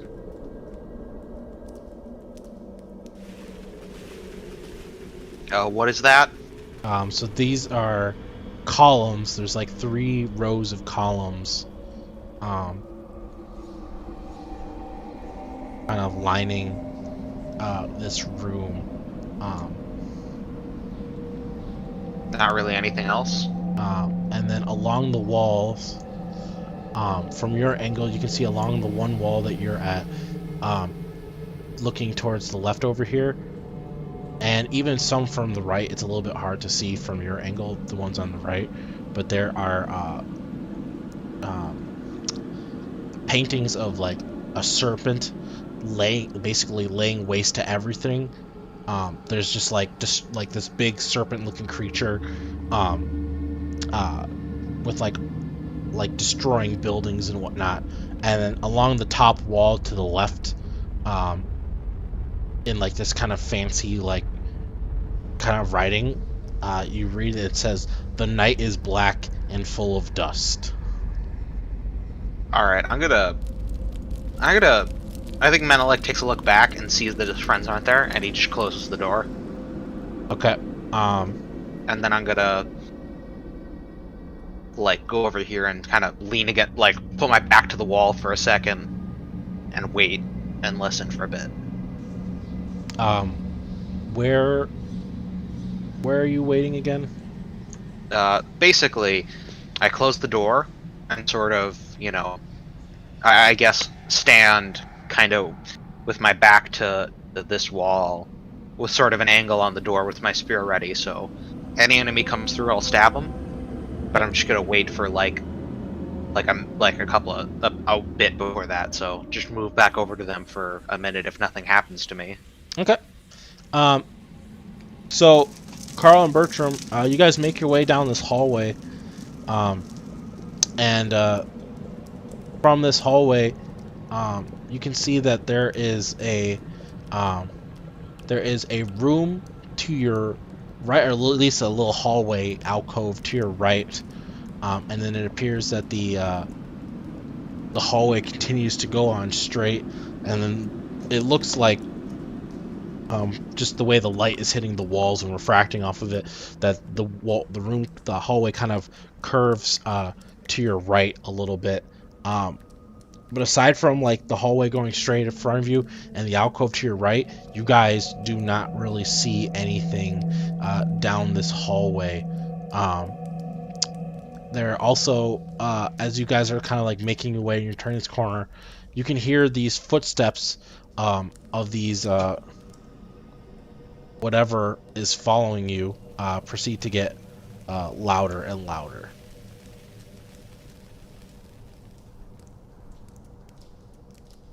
Should probably hurry.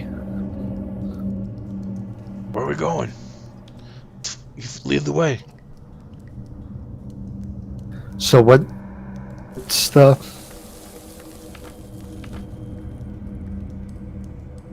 So yeah, there's an alcove to your right, where you're kind of standing. So south to you, there's like a little alcove hallway, and then there's a door. I'll run into here, and into here stealthily. Are you going through the door, or are you just like turning the corner? I'm gonna go. I'm sorry? Well,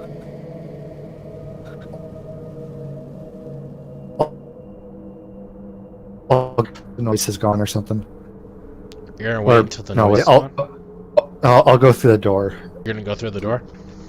Okay. So you go, and as you open this door, where is it?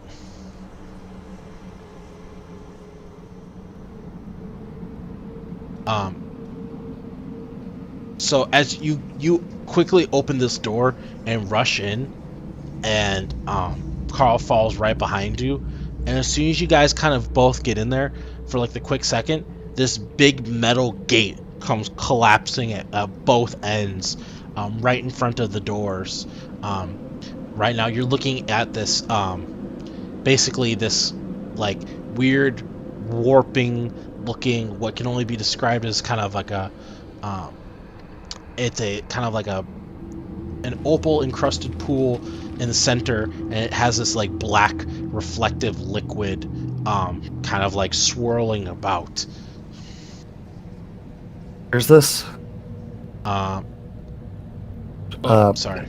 Pinpoint it. I guess because you guys moved in here at this point.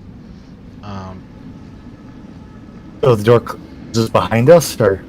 A big like metal gate slams down behind you guys. Oh no. Let me get some accurate. See, this is why splitting the party is always fun.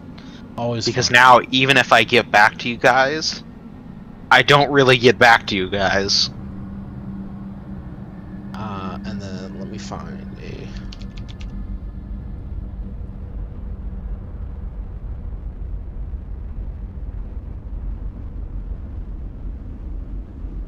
That'll work, I guess.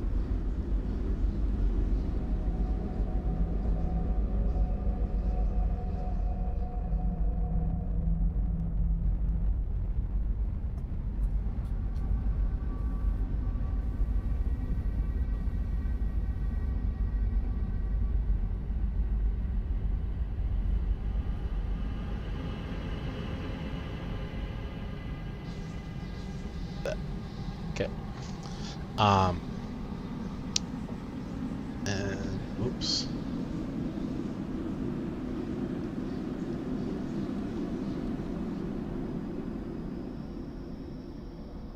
It's the joys of All right, cool. There we go.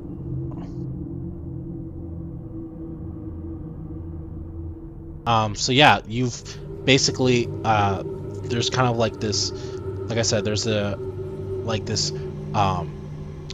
opal encrusted pool in the center, and then this black reflective liquid is just kind of like hanging out in the middle of this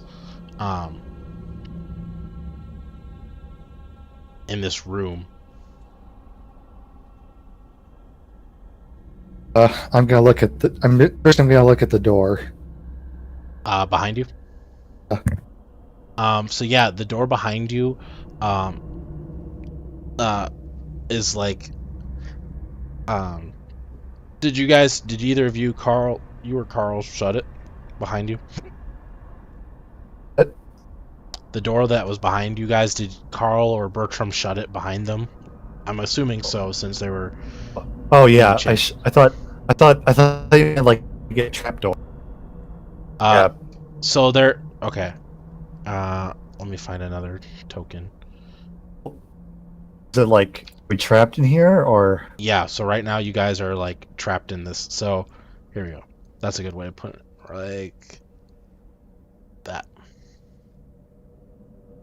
So there's basically the wooden door that you guys entered in, and then after you entered in through the wooden door, a metal gate came from the ceiling down, basically blocking you guys into this room.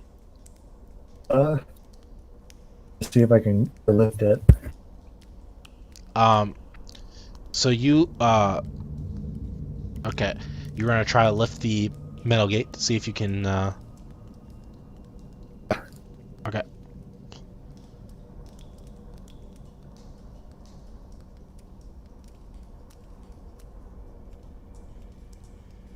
Sorry, let me just write something down real quick.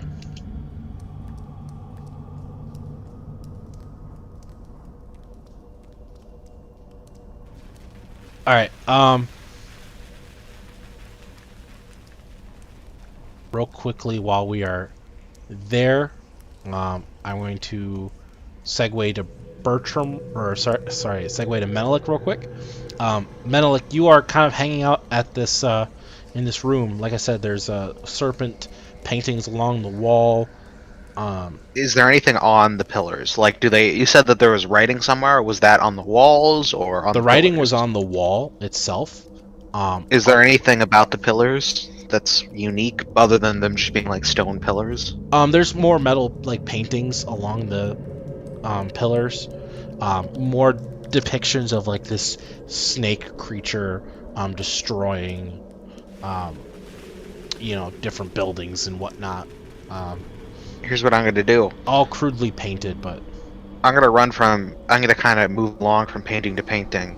I'm gonna act on a suspicion I have, and I'm gonna see if I can poke through any of the paintings into somewhere else with my spear. Okay. I'm also just gonna slash the paintings if I can't. Okay. And it's like it's on like a stone wall, so they're not Yeah. like separate paintings. But yeah, so you're gonna attempt to slash any points of the paintings. Yeah, because they're just regular paintings mounted on a stone wall, right? So like the paintings are actually like painted onto the stone wall. Alright, then I'm not gonna do that. Instead, I'm gonna, I guess, try to investigate this room to find any sort of weird thing like a trapdoor, or like a general purpose other than an art gallery. Okay. Do you Should I roll investigation? Or I don't have investigation. I guess it would be You have a gather information. gather information. Yeah, based off of intelligence. Oh, that's a great success. Okay, cool. So Natural 1. you can kind of piece together as you see like paintings of this snake.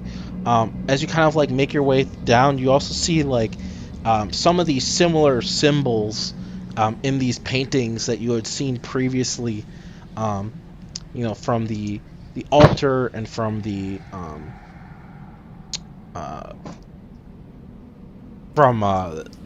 room at the in Draenor. So this all definitely seems to be somehow tied into it. Enough to know that this is definitely something to do with the cultists. And the image is like, it's not completely clear exactly, but like you see like what looks like a group of people like just like black figures, and it looks like they're kind of arms raised on the painting to this snake creature, kind of giving you the guess that this has something to do with the Praise the Fallen that they had talked about. Alright, well. And then let me get a perception roll from you real quick. Alright. I think by this point I'm probably kind of in the middle towards here. Okay. Or more like over here. So I'm trying to get an appraisal of the whole room. Yep. Which way are you looking right now? Which way are you facing? I would say, I don't know. I guess I'm sort of just like looking in like all of this direction mostly. If you can see that. Okay. Oh, oh, there's a way out. It's a hallway. Yeah. Then I'm gonna go to there, but I guess this would be a good time to go back to Bertram. Actually, this is actually a good time for this.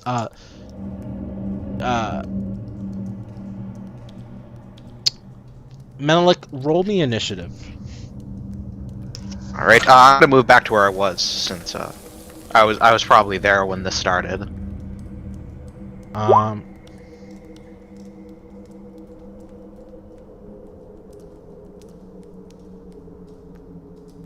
Okay.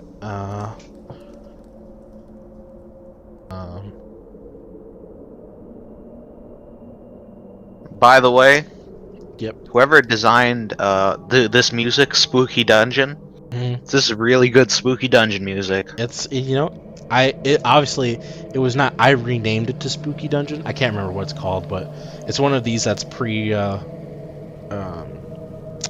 the word I'm looking for? It's pre-made on here. Well, it's good. I was a big fan of it. I was like, this really brings home that Spooky Dungeon feel. That desolation feel. Why can't I?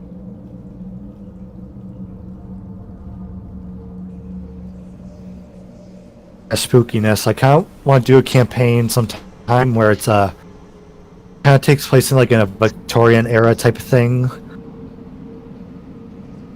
Almost horror, kind of like Curse of Strahd, but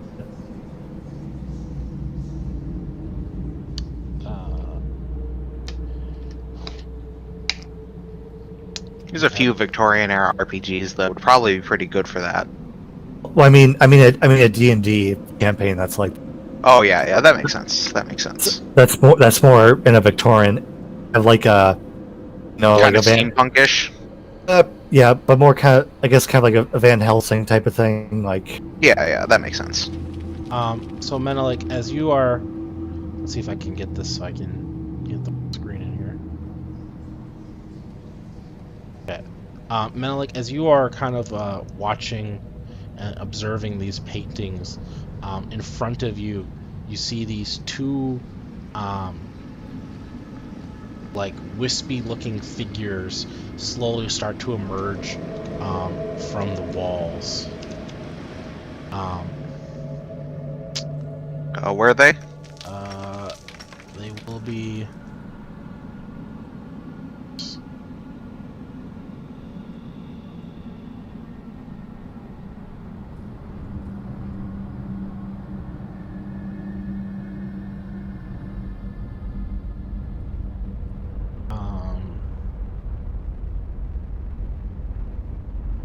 Not actually like statues. There's two. You see these two kind of peer out from either sides of these walls. All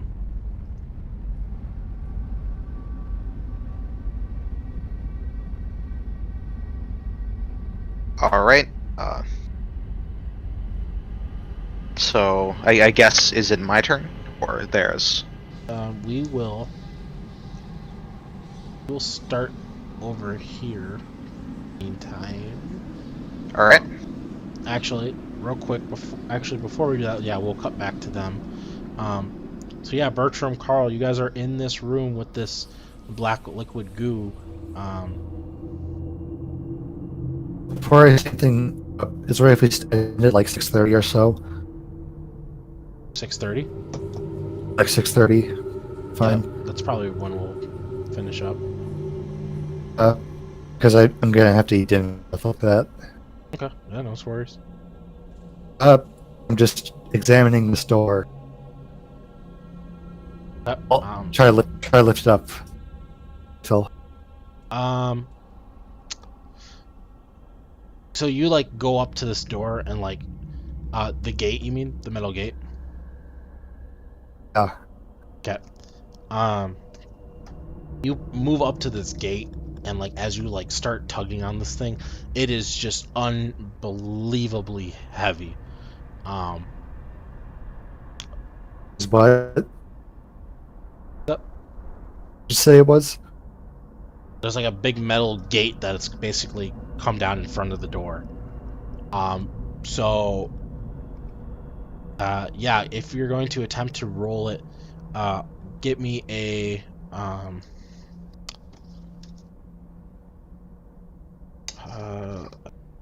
let's do strength, because I don't think technically like athletics. Advantage or anything? Actually, let me get strength-based athletics roll if you have athletics.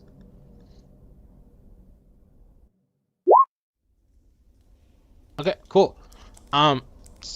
So like you start to, as you like start to peer, like you kind of like start pulling up on this metal gate, and you can kind of like get it up like a couple inches or so, and then it kind of like starts becoming really strenuous, and like it kind of falls back down.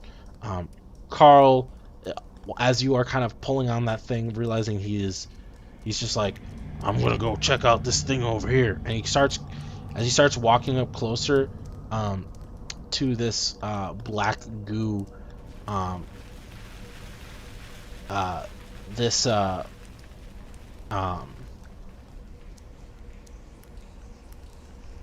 this like black liquid, for lack of a better word, tentacle comes and like smack, just kind of like peers out from this like pool. How about you guys roll me initiative as well? Like one of my bad Japanese animes. I had to say that. Oh, there's a separate word for this kind of Japanese cartoon film.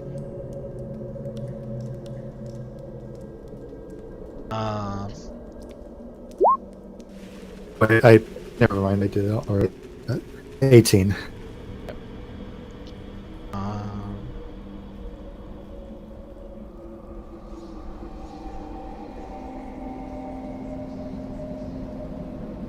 okay. Let's see.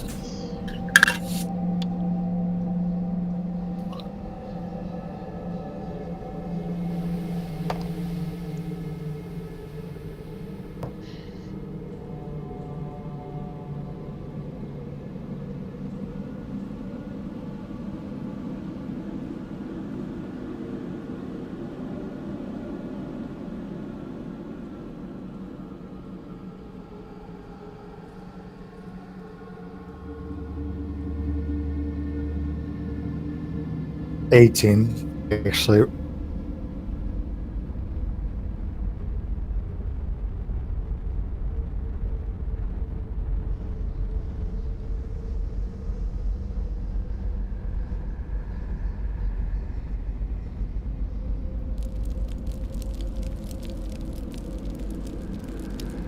Okay. So first up, so these shadow creatures kind of start emerging from the wall. Menelik, as you kind of look, you see these two kind of in front of you towards on opposite sides. And these shadowy creatures definitely have this kind of like this wispy kind of like ghostly looking or not ghost angel like appearance to them. And they are going to Can I do anything to react to their appearance? did you hold any sort of reaction? Well, I did say one earlier, but I don't think it really applies here. Okay.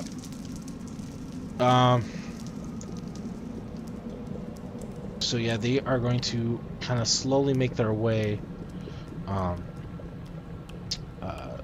towards you. Sorry? Carl? What about Carl?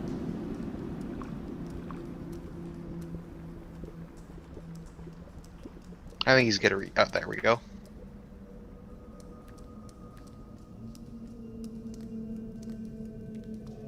What'd you say, Sam?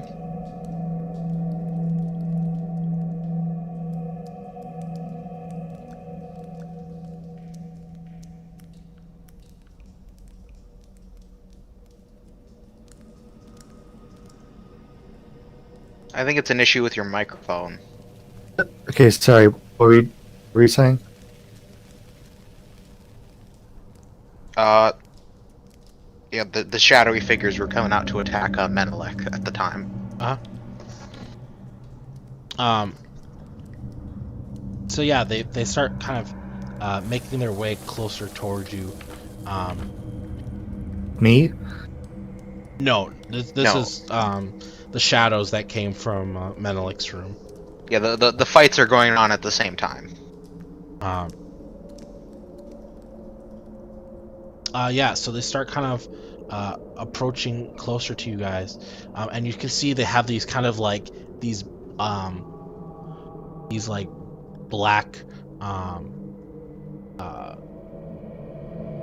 of like wispy like swords almost. All right. And yeah, so that is their turn. They're not quite close enough to get to you. They seem to move pretty slowly too. So. Next up, Bertram. So Bertram, this black gooed tentacle thing is emerging from this thing as Carl slowly gets closer. This gate that you were attempting to lift was way too heavy to lift. And yeah, you guys are basically just trapped in this room right now. It's really like a Zelda dungeon right now. The door's closing behind us. Right.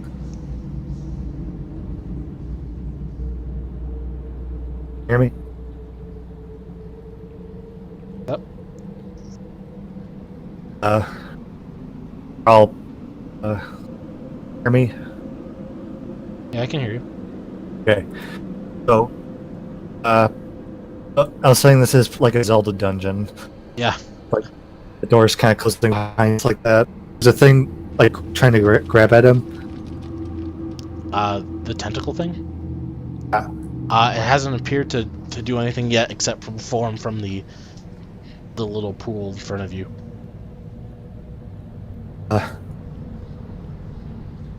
I'm gonna make a reaction, and if it attacks us, I'm gonna throw my daggers at it. Okay. Not sure. Okay.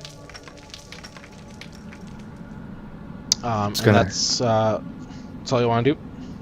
Be right there then. Okay. I tell him stay away. Probably stay away from it. Okay. And this black goo tentacle thing is kind of like, it's kind of just like sitting there. It's it kind of like, it's just like kind of floating ominously. And as all of a sudden, like, Carl's kind of just like standing there, kind of like waiting, and all of a sudden you see this like this black arm kind of like begin to kind of wind up. So if you want to go ahead and make your dagger attack on this thing, or whatever you were doing.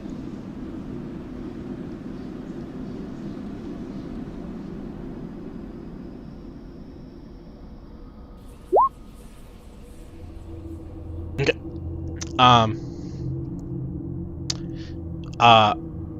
As this like,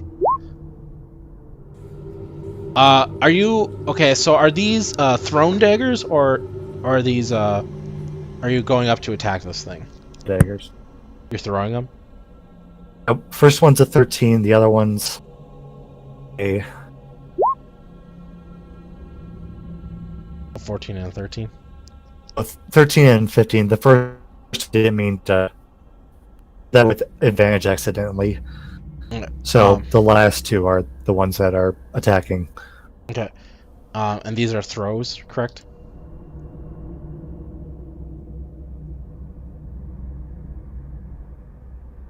Hello. Yeah. Here. Okay. Through. So you like, as this thing kind of winds up, you like whip these like daggers, and it kind of just like this like goo kind of like just like creates an opening around your daggers, and it kind of just flies through this goo, and like you hear it clang onto the back of the wall, and this goo swings and like swings towards Carl, and Carl kind of like ducks out of the way before this thing hits him, and it kind of like smashes against the wall.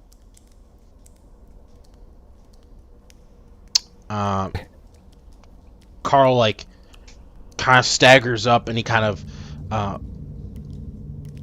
moves his way back, kind of like bracing himself along the wall, and he's like, what the hell was that thing? No. I don't think it seems friendly. Yeah, and I don't like being trapped in here with this thing. I have a bad feeling about this.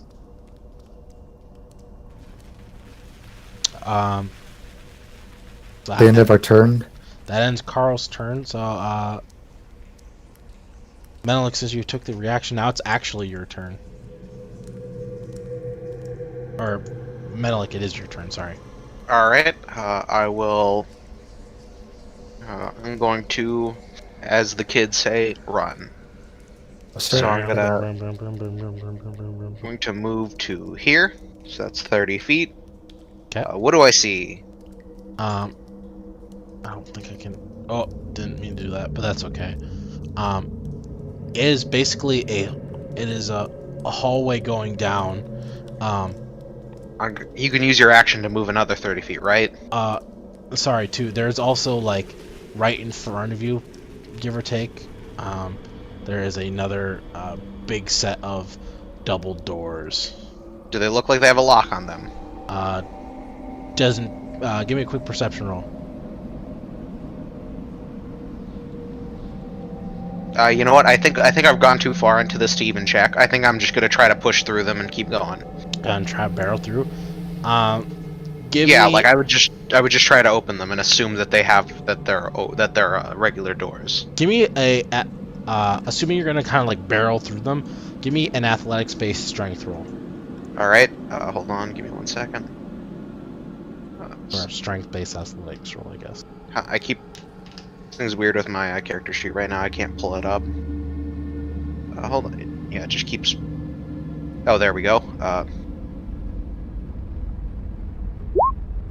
Cool. Yeah. That's a great success. So like you start charging for this door, and you kind of just like shoulder right into it, and kind of the doors just kind of fly open, and you kind of start booking it down.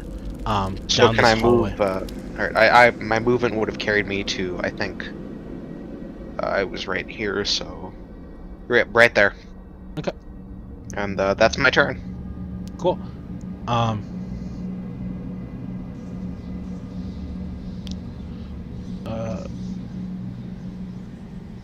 Okay.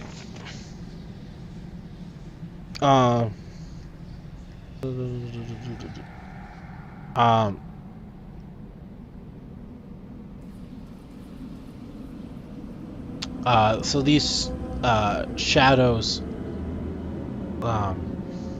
obviously since you're kind of ran right past them,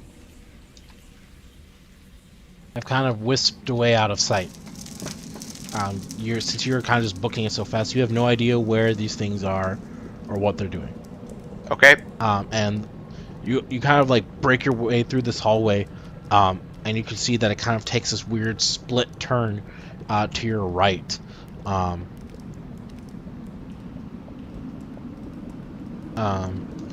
Right. And yeah, so Bertram, room full of black goo. What do you want to do? I'm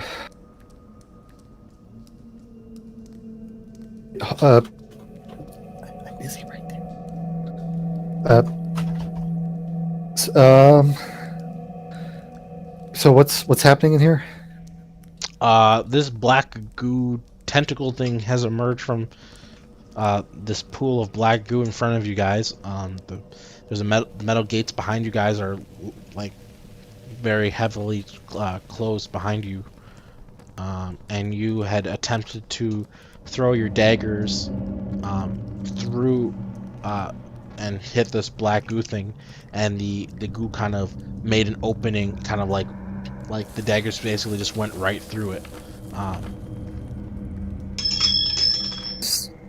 Hey to Carl. We both tried to open the gate. I mean, I suppose we can give it a try. Beats being stuck in yeah. here with this thing. So Okay. we both roll. Yeah, I'll roll for Carl. Yeah, let me get athletics, strength-based athletics rolls from you guys. Yes. So like as you guys kind of start lifting this thing, you guys are able to get it like high enough to where someone could get underneath. The only problem is like Carl is like he's holding on to this thing, but it's like he's like, I don't know how long we'll be able to hold on to this thing. At this point, it's probably about, maybe a foot off the ground. If you try to get under, then you could find Menelik and try to have him help lift it up too. I mean, I guess, but are you gonna be able to hold this thing on your own? I'll have to lower it down again until you find him.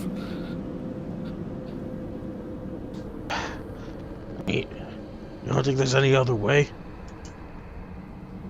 Do you rather we do? I don't know. I have no more. I don't have any ideas here. Like I said, I was just kind of following your guys' lead on this. Man, I had no idea I'd be trapped in here with whatever that thing is. Now try to dig it under there.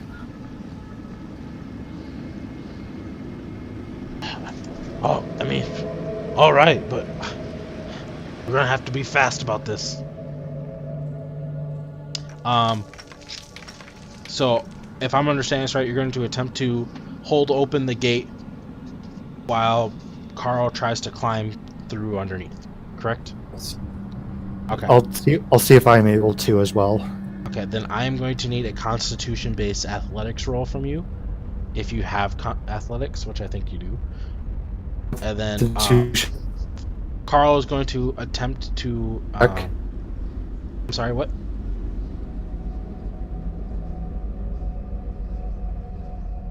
What'd you say, Bertram?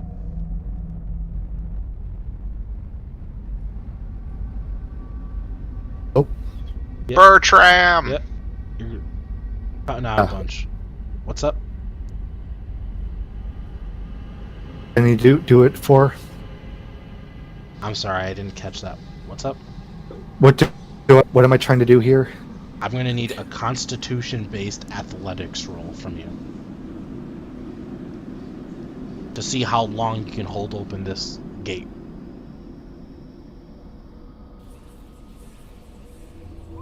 Failure.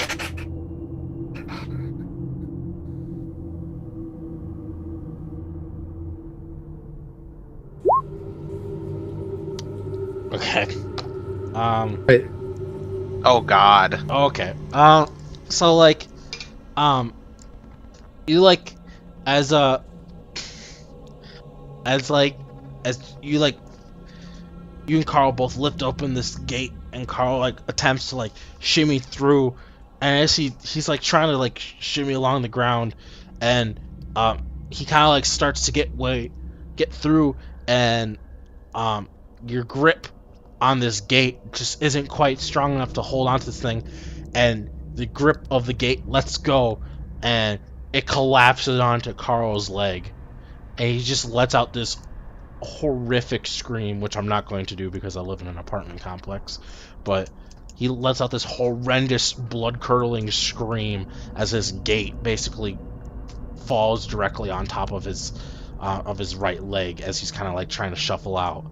I'm honestly surprised you didn't have it fall on his neck or something and kill him. You know, well, what I meant is like he would still be holding on to the gate. Like goes under. So the gate is only lifted up like a foot off the ground. There's really no way for like him to like lift this gate up and like crawl under. So what I thought was happening was like you're holding this gate up, and he's gonna try to like slide his way through.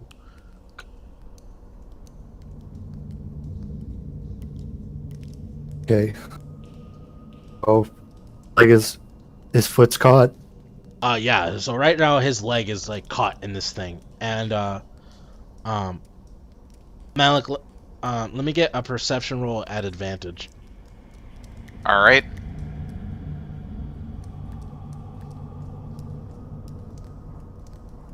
Let's see.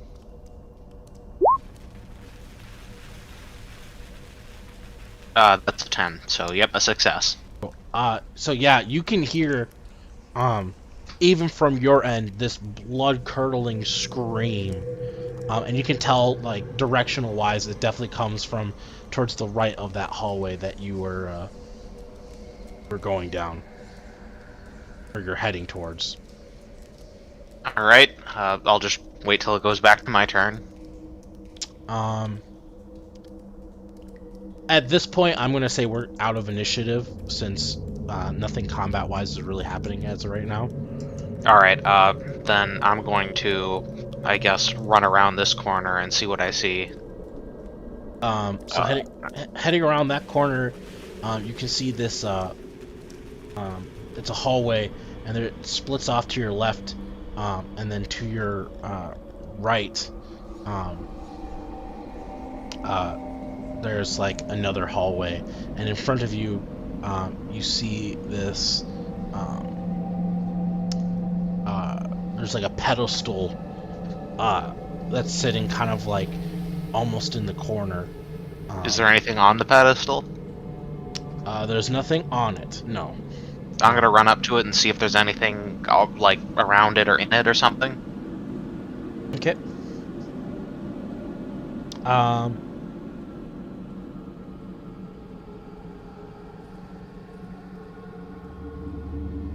Hold on. Sorry. Let me just.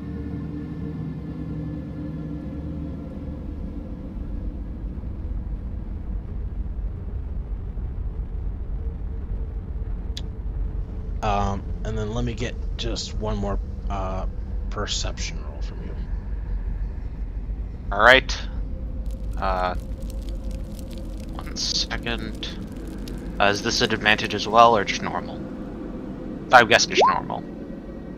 Cool. All right, that's another success. So as you like run up to this pillar, you like start looking around it, and you start feeling around, and you can feel that this thing like kind of like is like movable.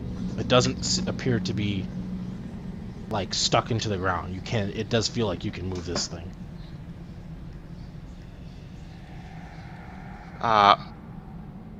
All right, I'm going to. And you can also tell, like, from where you're at, you can hear very distinctly the screams of Carl coming down from the other hallway. You can definitely make out that it's Carl. Menelik is going to look over there, and so by this point I can very clearly tell it's coming from back here. Yeah, you can definitely tell it's coming from around that corner. Alright, what I'm going to do is I'm going to quickly run around. I'm going to peek around here. Okay. Do I see anything? Peeking around the corner, it's basically just a blank hallway. You can kind of see that there is like this alcove to your left,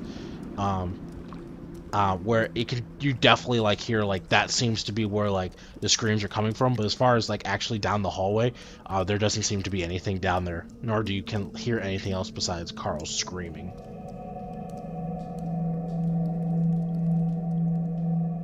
Yeah, I'm gonna run over here, and you guys left the door open, right? So I would see this.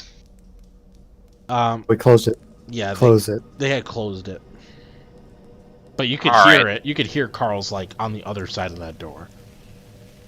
He's gonna stow his spear, pull out his short sword, and move in here and open the door. Okay. And yep, he's ready to stab something. So you've got like your what do you have on you right now? Your polearm? No, my short sword, because the short swords are they're a lot better for that kind of situation. So you've got like your sword out, and like you're in this position that's like ready to stab this thing. And as you kind of like slowly peel open this door, you see like Carl, like he's like, you know, there's like a tear coming from his eye. He's like he's now got this like rag in his mouth, and he's like, you can still hear him wincing though. He's just like he kind of pulls out. He's like, my leg, and you see like this gate is basically collapsed on top of his leg. Part of the leg. I guess I'm going to run over and try to lift it up so I guess that'd be a strength-based athletics, or would it be con-based? Put them out. Okay. You guys are both gonna do it? Yeah. Okay. Let me get then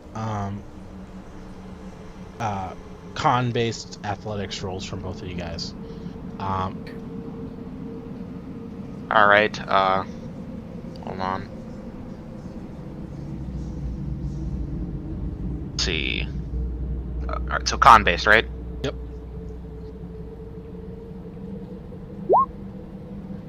Okay, that's a good start.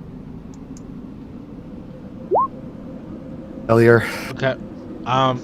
So like I don't want to lift it up fully, by the way. I'm just trying to lift it up enough so that he can get through to one side or the other.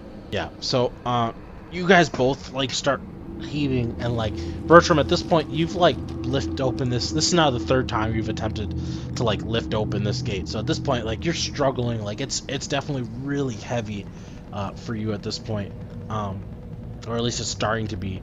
And then like you guys are able to kind of like get it open, lift it up,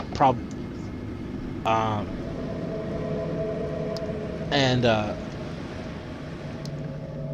like sorry, Carl, not Bertram, Carl kind of like is able to kind of like shimmy his way and like pull his way out, and the gate drops back down, and Carl gets back onto the other side. Oh, Wait, so he goes back to where towards you. Towards me. All right. I'm just gonna get rid of the door. Get rid of the All right. door. Yeah, So I mean, I think at this point, there's no point in leaving it open. so yeah, he's like on the other side with you, and he's like his leg is like from what you can see as he comes through the other end. It's crushed. Yeah, it is absolutely crushed. Probably a little bit below the knee, like kind of like where his shin is, and like it is just like, yeah, it's just a pretty ungodly sight. And Carl's like still holding on to. He's got this like rag in his mouth, just kind of like trying not to like make any noise with this pain, but it's pretty gruesome. What I'm going to do is I'm going to sort of lean him against the wall. I'm going to look at Bertram, and I'm going to sit. And Menelik has made some assumptions about what happened, and he's going to say, he's just going to look at the gate. Is there like oh, I guess I can clearly see the gate on the other side too, right? Yeah, right now, like from what you guys can see, you can see through this metal gate, and you can see Bertram just fine. You can interact with him, and then you can see from like your angle, seeing through this metal gate, you can see at the other end that the other side is also, there's another metal gate, so you can tell that Bertram is trapped inside here. Menelik is just going to look at Bertram and say, I don't think it's a good idea to try to get you through here. We don't want that happening again. I'm gonna try to find a way to get you out of here, okay? Would I see this tentacle? So no, as they both moved away from it, and after it like had slammed, it like kind of went back into its like pool of goo. You can definitely see like there's like a little pool of something, but like as far as like the liquid, you can't see, or like you know, anything coming out of it. No. All right. Actually, Menelik is going to do something different. He is going to look at Bertram and say, or actually, he's going to first lean Carl up against the wall and sort of lean him up against this wall. I guess right next to the gate. He's going to look at him. He's going to look at the state he's in and kind of get him sitting against the wall. And then he's going to look at him and say, I have to find a way to get Bertram out of here. But in case they come, he pulls out a dagger. Actually, does Carl have a dagger on him? I assume he would. Yeah, Carl's got a dagger on. Like a hunting dagger. He's gonna sort of, I guess, like point to it, and he says, I think we're in a situation where it's better if none of us get caught alive. So if they come for you, and no one can save you, you know what to do. And then he looks at Bertram and says, I'll try to find a way to get you out of here. And then he just leaves. Carl like pulls out this dagger and he starts just looking at it. And yeah, Menelik dips out. I'm gonna go back to the altar and see if I can find anything else about it. But yeah, how does Bertram react to Menelik just leaving him there and saying he'll get him out? Oh. Did you hear what happened, Bertram? Just a car. A very kind of I don't know what the word is, like shaken voice, I guess you would call.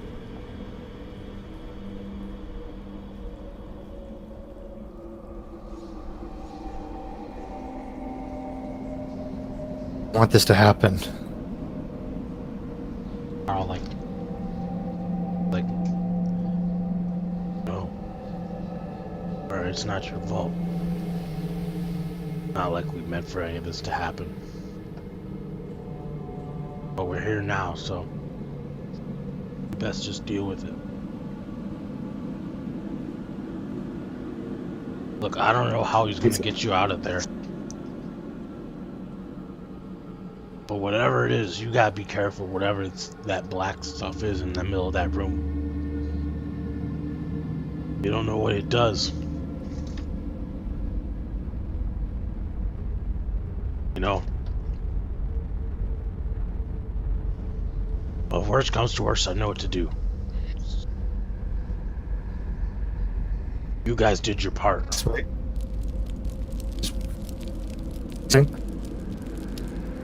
What's up? You're cutting out for me. Say it again. What part did you not hear? Was saying about we did or something. He basically was just like, it's like, look, I don't know how he's gonna find a way out of here, but I'm gonna, I guess, mess with this kind of thing a bit. And actually, he's gonna move it. You're gonna He try said it was moving movable. Yeah, he said it was movable. So you go up to this pedestal, and you start kind of like jiggling, and you can definitely tell like it's movable. And you kind of go up to this thing and you brace it, and you kind of start pushing it, and you see that it slides out of the way. I think I put it as not what I wanted to do. I don't have it as a token, but it slides out of the way, and you can see that it, there is like a passage going down. Alright, Menelik is gonna cover it. Actually, no, he's gonna go around this corner real quick. Do I see anything? Just wait. Excuse me.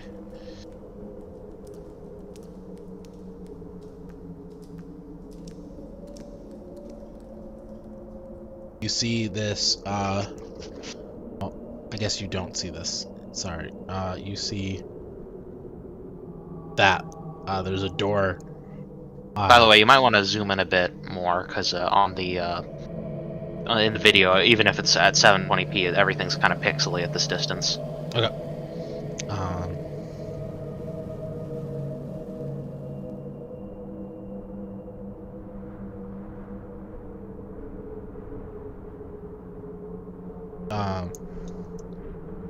So yeah, as you kind of come up, you see this door, leading into another room. Alright, I'm going to say that probably at this point in time, assuming you're going to go back and attempt to, you know, examine or tell Bertram about this opening, I think this might be a fairly good spot to call it. I actually have a slightly better way to end it. Okay. Menelik moves the thing again, Okay. goes down, and then moves it back into place behind him. How are you gonna? I was gonna kind of drag it into place. Okay. So you're going down below. Yep. Okay. All right. This might be a good place to call it here. Yep. If anyone is out there watching, I want to thank you guys for checking out the first of our streams. I am hopefully we'll kind of work out some of the streaming kinks, and I'll kind of figure out how to stream this a bit better. But I hope everyone out there enjoyed it. I want to thank you guys, obviously, for participating. You guys have any questions or anything before we sign off? Nope. Alright, cool. Well, once again, I want to thank everybody for checking this out. And be sure to check out the channel for some more RPG-related content. And until next week, we stream every Wednesday, usually, from about 6:30 to about 9 or 9:30. So Sleep time. Central Time, yes. So keep an eye out for it. And once again, I want to thank you guys all for watching. And until next time, see you later, y'all. Healthy and safe Yeah. and whatnot. Stay safe in this coronavirus world.